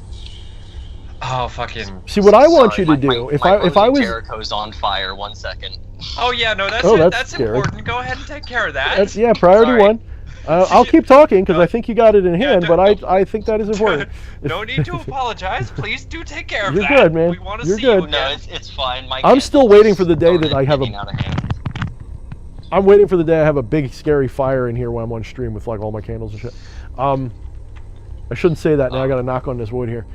But in all sincerity, like what I would do if I was teaching schools on vampirism, if I was a head vampire and I had a coven and a clan and all this shit, what I would be doing is I'd be teaching them what I'm teaching them after telling them to ignore all the pop culture. And then when they're done, I'm like, now go adopt a pop culture persona to use as your glamour, as your feeding vessel, as your whatever, your egregoric, fangs, if you will. And it's the same thing I tell people in Become the Maelstrom about adopting a magical personality in some way, a magical, what do they call it they call it the night side personality Yep, that's the one. Yeah, and I agree with that. That day and night, yeah. And that is absolutely playtime, basically. Yeah, and that is honestly, like, that's when I say, like, if I sound like I'm talking down to their stuff, I don't mean to be. I'm just saying that I would rather people start with what I'm talking about and then go to that, because it's clear to me they know some of that. Yeah. It's clear to me that they know some of that stuff. Like, Michael Ford's not an idiot, okay? He's not. He knows his shit. Mm-hmm. Oh yeah, 100%. Fucking everyone needs to be well familiar with him. To speak to that a little bit, I do have this conscious thought sometimes after our streams where it seems like from my perspective, it seems like we talk down a lot more. Like, even Code, the last time you were on, I remember asking you something about, well, did you see this with your mind's eye or like with your physical eye?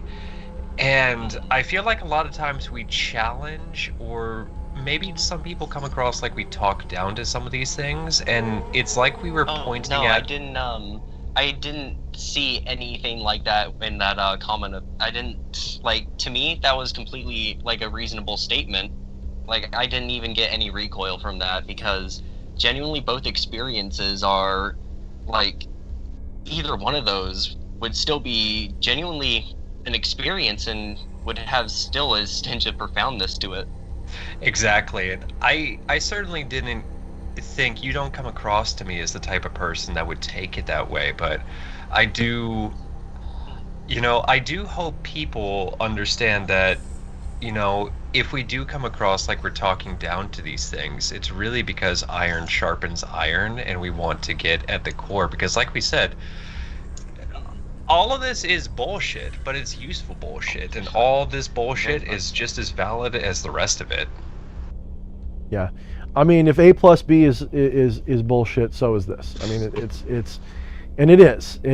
but from a non-dual perspective, it's bullshit. It's not a disrespectful bullshit. I say it irreverently because people take it so seriously. You have to. It's that middle path of Zen that I do, where it's like if you see someone worshiping a rock, then you take a shit on the rock. That's what you do to get them to come back towards a rational way of a reasonable and rational perspective. You act like I said, Fleshy, when we're hanging out like normal, I'm probably always a little irreverent, but am I irreverent about everything the way I am when I do these streams? Probably not. Oh, I'm probably a lot less.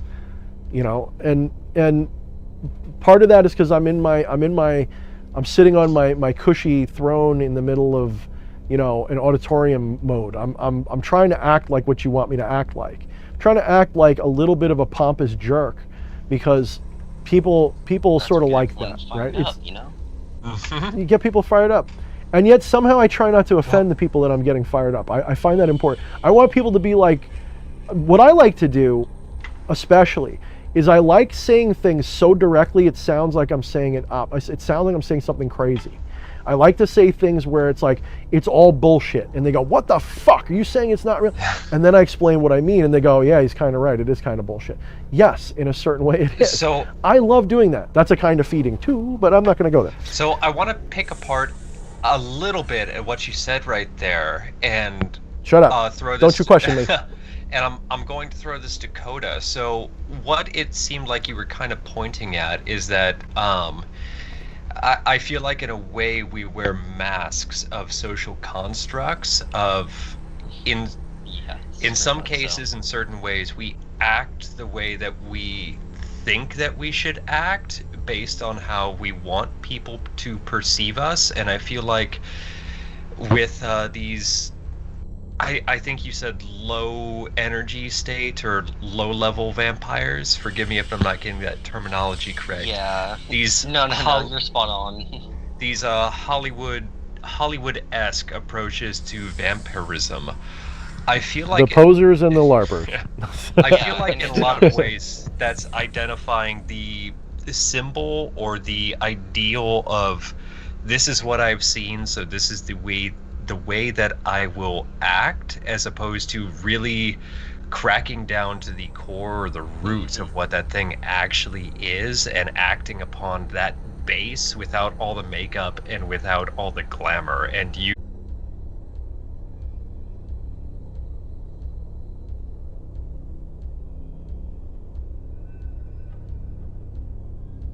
Okay, I appear to have lost internet for a moment, but I think it's back.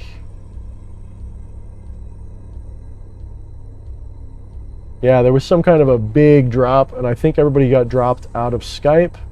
Maybe an asteroid hit somewhere between us and the West Coast, but that is unfortunate. I am going to message everybody and see if they're still here. We were going to probably wrap up soon anyway, but now I want to make sure they're okay. Let me see. But it looks like I'm back on, right? Yeah, stream's fucked, you guys said. Okay, you guys see me at least. All right, good. So, oop, I just got a boop.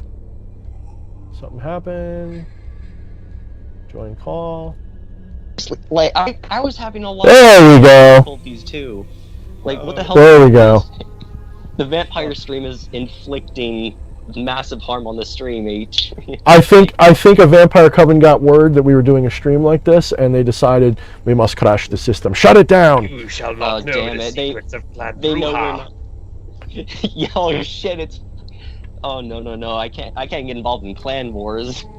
No, man. Oh no. I don't want another. Oh, no. I barely survived the first. Oh no. Oh god. Whatever will I do? I'm just surrounded by wood stakes everywhere. No, just kidding. That's like a joke I used to tell when people were like, "How do you know he's really a vampire?" Well, when I stabbed him in the heart with a wood stake, he died. That's how I know. Duh. But anyway. Oh yep. Shit. Fuck. I forget where we were, but Fleshy was saying something. You had said something, and I was going to say something, and I want to see if we can retrace that a little bit because we do have to go shortly. But I want to get you were making some good points, all of you. And I wanted to jump on them. Yeah, the only thing that I was just saying, I'll wrap that up really quickly, is that the LARPing scene is a kind of a way for people to break out of a sort of self-entrapment cycle and get into something they feel has more depth to it. You know, like religion, but for edgy teens, if you will, and gods. And let's be fair. If you like read if you read my book, if you read The Infernal Vampire, you're going to understand that even that LARPing has value as a feeding device. There's nothing wrong with it. Oh yeah. Yeah, nothing It at can all. be- it But can- whenever that's like limiting their growth, and it's wasting their time, and honestly, it's really just not doing them any more good and like growth-wise. It's time for deepening them their to- delusion. Yes, precisely. Yeah. It's just like the people we see on the left-hand path with demonolatry who get so into what they believe that they get into witch wars and all this crap because you use the wrong incense or whatever on your ritual. It's people like that. It becomes Dogma slap. the LARPing. Yeah, exactly. I mean that's one of the things that I'm blessedly free from. I think people just know I'm not going to take that shit, so I don't get involved in it. I've had people try, and I just kind of. What do you want me to do? I think you're not. You do you. I think you're crazy. Yeah, I think you're crazy. I want no part of you. Yeah, that's what you think. That, like people like this one friend. I don't know, I guess we're still friends. I don't know. They got all upset because somebody made King Paimon a woman, and I'm like, if you think King Paimon's offended by that, then you must be really pissed off at everybody because King Paimon's a demon and everybody makes fun of demons all day. You know, settle. You're too much. I love when people take that non-traditional, like. Not even being a contrarian, I love when people take that non-traditional approach because it's like, ooh, new angles, new things to consider, like new knowledge to be found. No, fuck holding to the old traditions. Let's fucking dive into this deeper. Yeah, I mean, it's just, but it's also superficial superstition. Having a good foundation is one thing, but having it be your cell is another. You know, like sure, a shark cage is one thing, but at some point, you know, in order to explore the ocean, you got to get out. You got to come out of that cage. Yeah, exactly. And that's a good, I would actually like to make the word superstition synonymous with cell, cage, etc. Yeah, very good. I like that. Because that is ultimately what it is. It really kind of is a cell. You know, I like to use superstitious mumbo jumbo as the art, you know, the palette of colors, not the meaning of the picture, right? So I like classical, medieval themed black magic, right? The hoods, the knives, the incense, the flame, the smoke. Fleshy likes the more modern chaos magician style. Yeah. Other people like other things, but I don't for a moment believe. I mean, I love that too. There's a part of me that loves like a more shamanistic approach too. I just don't show that side of me much. You know, like there's a part of me that really wants to, like you said, you know, bone and stuff like that. I want to make effigies out of bone and all this kind of stuff. I love that primal side too, but I don't for a moment think that the candle itself is anything more than a symbol, or that I can't replace it with a picture of a candle. It's like, or any of that. It's like genres of music. If you think music is exclusively, you know, heavy guitars and what fits into the box of black metal, then you're not experiencing all of music. What happens within that is absolutely music. It's fucking kick-ass, dude. But there's also like, yeah, have you heard these synthesizers? Have you heard this other shit? There's so much more you can do with it. It's all encompassing. It's not just that one palette of colors that you're painting with. Even if that palette of colors is fucking bitchin'. Oh yeah. I mean, I really think that red. I'm really glad that so many people get what I'm saying, because it is like, you know, maybe I'm not in a majority or anything like that, but it is refreshing to know. Like, it's, you know, when you're an outsider looking at these communities and these practices, because I was, you know, before I jumped back into it, you see a whole bunch of superstitious theistic people and then a whole bunch of skeptics. And you try to find that, does anybody have something more rational than either of these extremes are saying? Is there anybody out there that is not just caught up in the whole witch war, you know, their demons, don't worship them, be afraid of them, do this, do that, sell your soul? Are people out there that get it, or are they just hungry for it? And of the well-known people, I'm one of the few who talks like this, so I guess that's my shtick. But it's time, and it's time that we do this. You know, this is why I keep bringing up in my streams and videos that I truly believe that one of the reasons we are led to believe the superstitious over the other side is because they want us to look crazy. They want us to be arguing for the wrong things. They want us to believe that magic is literally stored in the butt, and that's not some kind of a euphemism or an allegory or something. If only it was that easy. That's what I would tell them. Yes, right. That's a good point. Yeah. Ooh. They want us arguing for the impossible so that we're easy to argue against, and therefore what we can do becomes diminished. I feel like, you know, at some point if I get popular enough, I might actually get in trouble with these people, because they might be like, hey, somebody's saying the truth now. In other words, he's not saying that magic is not real, but he's not saying that it's what we want them to think it is.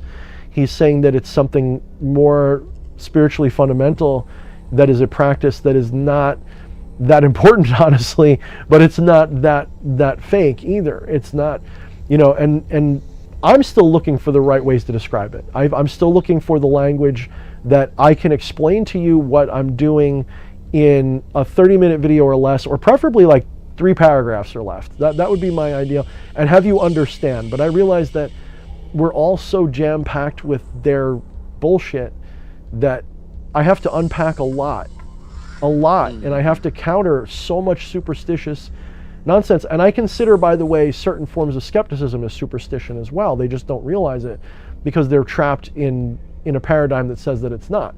But it is a kind of superstition. You know, it is. You know, when you're into scientism. Yeah, exactly.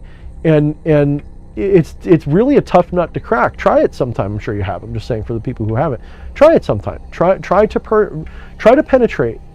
And I think I'm lucky because I know I'm not alone, but I think I'm lucky because most people, they're born with a belief system and they stick with it, or they eject from it. But that's as far as they go. right? Yeah. People have like one or two belief systems in their mind, and that's it. They can't really do more than that. And I'm not saying that people are that limited. What I'm saying is like, think of the people you know in your life. Most people, they're born into a belief system, and they either maintain it for their life, or they find it lacking, and then they eject to the alternative. And it's usually one other thing, and they stay there. Yeah. They, so for Christian people, they stay Christian or they become an atheist, and they never, very rarely, or they'll be a Christian, then they'll become a pagan. They rarely ever try at all. They rarely ever like test each one or really do due diligence with it. I feel like I was lucky. It's not a virtue that I did on purpose. It was just a natural course of my own irreverent ways. I was Christian, then I was kind of like a dark magician, a little paganish, a little dark magician, I still believed in Yahweh, but I was okay with the bad guys, shadow people. Then I became a hard atheist, a hard skeptic and a hard atheist. Then I got into Zen and that kind of stuff. And now look at me. Now, a lot of people, there's a lot of those people out there, but not many of them have really said, let me try both Coke and Pepsi, right? A lot of people, they're always trying to prove one or the other. The truth is even when they try the Cola. other. Honestly, I disproved another huge argument not even argument, but it's just a genuine concern whenever everybody ever pulls out the good old Bible, Like, have you asked any of the others? Have you genuinely tried to truly validate your point by going to outside sources? Mm-hmm. Have you stepped outside of your comfort zone? Have you gone and on a whole excursion, on a true journey to really understand where you stand? Did you do that? Have you tested the spirits? Yeah. Have you tested the spirits? Exactly. And it even says in the Bible, that's actually where it comes from. Test the spirits, because that's what God says. Test the spirits. Mm-hmm. Because really, and the implication is you've got to test it for him too, because some things pretend to be him. And that's like I said, the Bible is replete with wisdom that is valid to what we do. You just got to work your way through the muck of really dogma. decode it. I wouldn't even say and decode. it's tough. I'm not even sure. Get all the junk files out. Yeah, and I feel like if I was a medieval person who was into this and I lived in a culture that would allow it, I could see me taking the Christian Bible and going line by line and picking it apart and trying to find better meaning in it like that, and trying to decode it like that, and writing a new Bible. But I think, I don't think I could do that in one lifetime. I think it would just drive me crazy. Yeah, honestly, a lot of people that I know, myself included, like one of the biggest satanic things you really like kind of do. I don't know if this is for everyone, but for me, like breaking out of the JW cult, like one of the biggest things was like the Bible desecration. Not even a ritual, just to do it. But for me, I wanted to rewrite the whole damn thing, and I got through Genesis, and I just went, oh. And then I shut it, and I just like that, I kind of like got it. I remember a few years ago when I first jumped back into this, I guess it was 2018, it was around the holidays, and I was working at the family nursery, and this woman every year, instead of giving us a tip, and we live on tips around Christmas time, and I'm not a hater for this, but she gives everybody a little pocket Bible every year as a tip. And we always just like, what am I going to do with this thing? I'm not interested, I appreciate the sentiment, because if I'm being generous to her and giving her the reciprocity of respect, I would assume that she really means well, and that's not. So I'm not going to hate her for it. yeah. It's not what I wanted, but it's like, thank you for what you think is important. I appreciate that. That's still, if I'm being honest, that's still a kind gift, right? But I don't want it. And I remember this one year, I decided that I would throw it onto the bonfire we have. Well, not even a bonfire, the campfire we have at work. Sort of as a ritual, sort of as that same kind of irreverent, desecration thing. And I did the video, and I recorded it, and I shared it on Facebook. And most people got it, but one person got really pissed off, saying, I will never, ever be okay with book burners. I'm like, Okay. there is a difference. There is a difference between I'm burning this book in a ritual or in a demonstrative capacity versus I want to burn books, and like it really was powerful for me. That too. So yeah, well anyway guys, I think we should be approaching the finishing mark. I do apologize for the internet. I really felt like I was going to get back to you guys and it was going to be like on the news that there was an asteroid that hit the west coast or something, because it was weird. It seemed like you guys lost me and you didn't lose each other, Yeah, right? Is that what happened? It was funny because Coda and I kept talking and there was like a natural pause in the conversation where it's like, DH is going to pick this up any moment. And we just sat there looking at each other like, it's not happening. What the fuck? I make my own pauses. Yeah, it's seriously, it's weird. Like today, my internet, for no reason, it never has done this before. It was genuinely like, it's uncanny, is what I'm saying. But I got on here anyways, so yeah. You're a trooper. Who fucking needs the internet? Just pirate it. We appreciate you being here. Also, I'm not admitting to that. Do you have your own YouTube channel, or do you post shit, Coda? I'm honestly, so my temple has been relocated many times, and I put my heart into it, so I really want to get a professional setup before I start releasing like content, you know? But I am going to do that though, and I am going to. You know what's once funny, I'm 100% Coda? confident enough to release ritual services, and yeah. I did that at first too. I went like, I gotta wait till I can at least do a really good looking setup, and I wouldn't change all of it. But looking at it now, I go, you know what I really just want to do? I want to go out with my staff into the woods and draw a circle, maybe put a bonfire in the middle, and that's it. I don't want to. I have to be honest with you guys. I haven't really used my main ritual stuff in, I don't know, certainly not. I think I did even the professional rituals I've done out here on this tiny little contraption I have here. I haven't used my gorgeous altar. I haven't used any of that stuff. It's just not been what I wanted to do. And I feel like there's a part of me that thinks that maybe for a little while I was overcompensating, like, you know, in an aesthetic fashion. And now I'm realizing that it's kind of like when something becomes garish and too overdone, you know, like there's too many altars, too many idols, too many candles, too much this and too much that, and that means that each piece is losing its meaning. Instead of all of it being cool, it's like now it's all equally kind of blah, you know, like, oh, I have 12 different idols now, like, oh, I don't like any of them anymore. Yeah, you know, like everything's so lumped up, it just feels like an antique store rather than a sacred space and temple. Yeah. Yes, and that's a really good way to put it. And to get at what DH is pointing at, I will also hypocritically say that you shouldn't just wait until you got all the shiny gizmos and everything perfect, and now is the best time to eat 100-year egg is now, as Amy Tan said, and maybe maybe selfishly, like.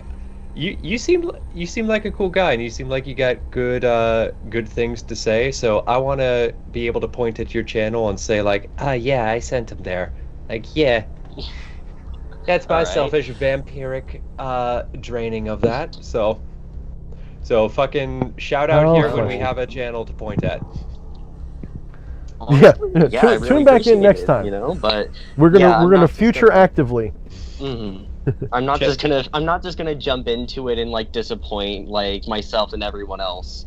So I really want to do something that I and everyone else can really be proud of, like in a really holistic One way. thing I would like to say, like when you're going to that again, don't push.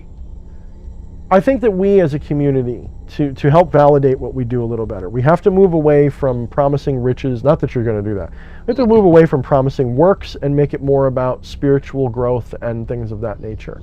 Yeah, you know, 100% agree. You know, I mean, look at it more like you're asking for a special kind of prayer service, almost like getting baptized or something like that. Expect nothing and enjoy everything about it. Like, enjoy it as a performance art. And then when you wake up next week and you got the thing you asked for, give thanks to whatever that was that did that for you, and be part of the process, because it's not about the thing that you're.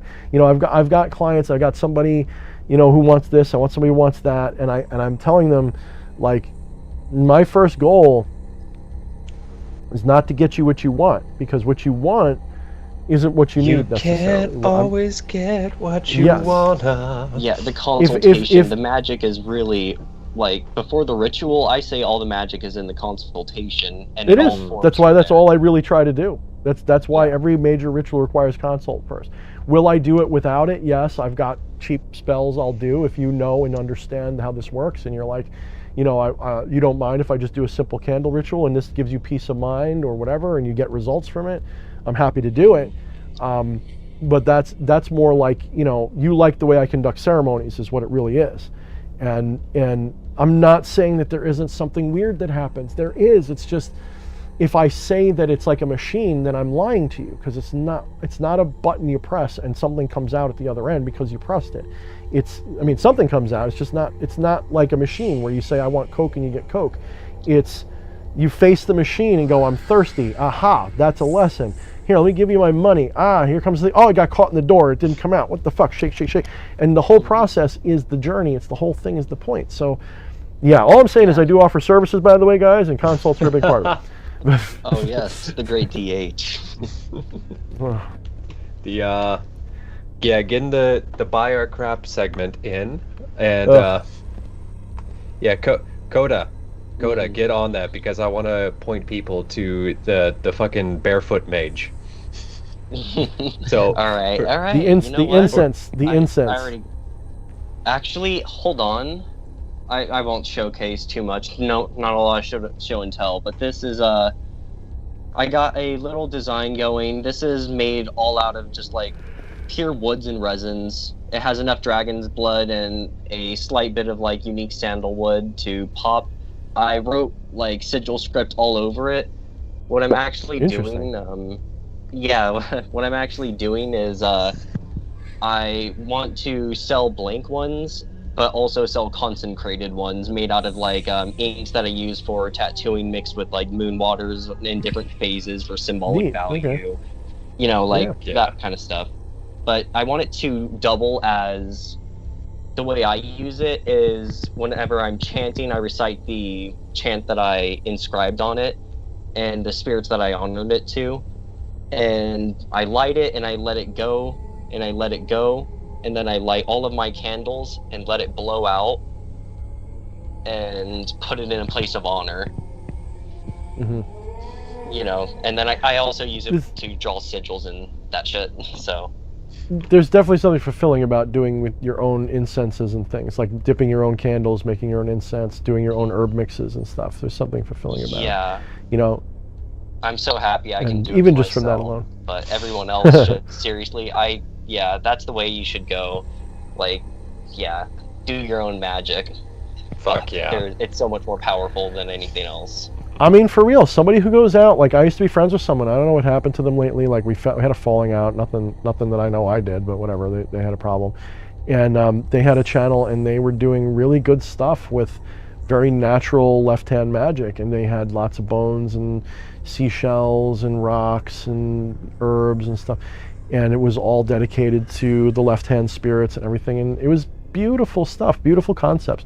And honestly, to me, if I was in a more natural place, or if I was less, less of a homebody or whatever, I'd probably have a much more similar approach.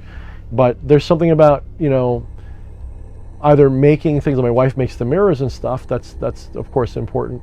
But there's something about, to me, like especially crystals, I'll go on Etsy and I'll find what I want, and I'll buy some gorgeous crystal and I'll use it in ritual a bunch of times, and then it'll get a vacation or it'll be retired. But so, I think natural stuff is really important. And when I say natural, I mean things that you source, the hard way is important. But anyway, I'm getting a little tired. So for the buyer crap segment, be it known that whatever glorious prosperity I had done for myself is wearing off book-wise. My books are starting, I think Amazon took a dump on promoting my books a little bit, because I've been there for 2 years.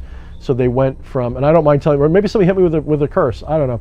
My books went from selling very well to I probably won't be able to live off it much longer. So I'm going to be trying to get more books put out. But if you want to support my channel, check out my books. If you haven't already, check out Patreon and Teespring, and Etsy. Will be getting some stuff soon. I've got to get cracking on designing some new ritual skulls that I keep making. They seem to be really popular when I finish them.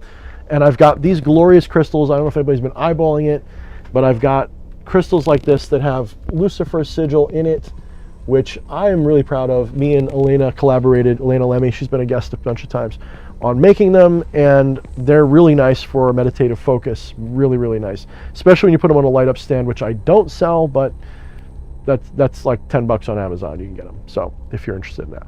But otherwise, Fleshy, did I forget anything that I like to sell and make money off of and rip people's minds off? Any other way to sell out tonight that I forgot? We don't just show them the magic butt shirt.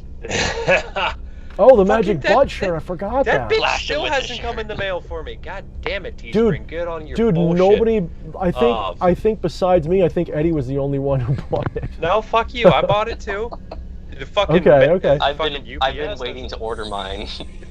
But yeah, fucking energy for energy. We want you to have something in your hand rather, like, don't get me wrong, super chats and everything, they're nice. We appreciate them. Absolutely. But we also want you to get something in your hand. So Amazon is the current best way to do that. DH has 3 books on there and more in the future. So go and check that out. DH Thorne, also on Teespring. You can check out the doobly-doo beneath this video. And yeah, we appreciate each and every single one of you beautiful bastards, bitches, and you non-binary witches. Hell yeah. Everything is all about the not twos, isn't it? So, all right, guys, we will check you soon. Coda, thanks for coming. Thank you, L the Alchemist. Mind the shadows. Oh yeah. Tell your friends and warn your enemies, and never take yourself more seriously than your enemies do. I think that's all our slogans, right? Magic's in the butt. shadows. Mind the shadows, right? We got that one. Magic's in the butt. Drink water. Some other stuff. Drink more water.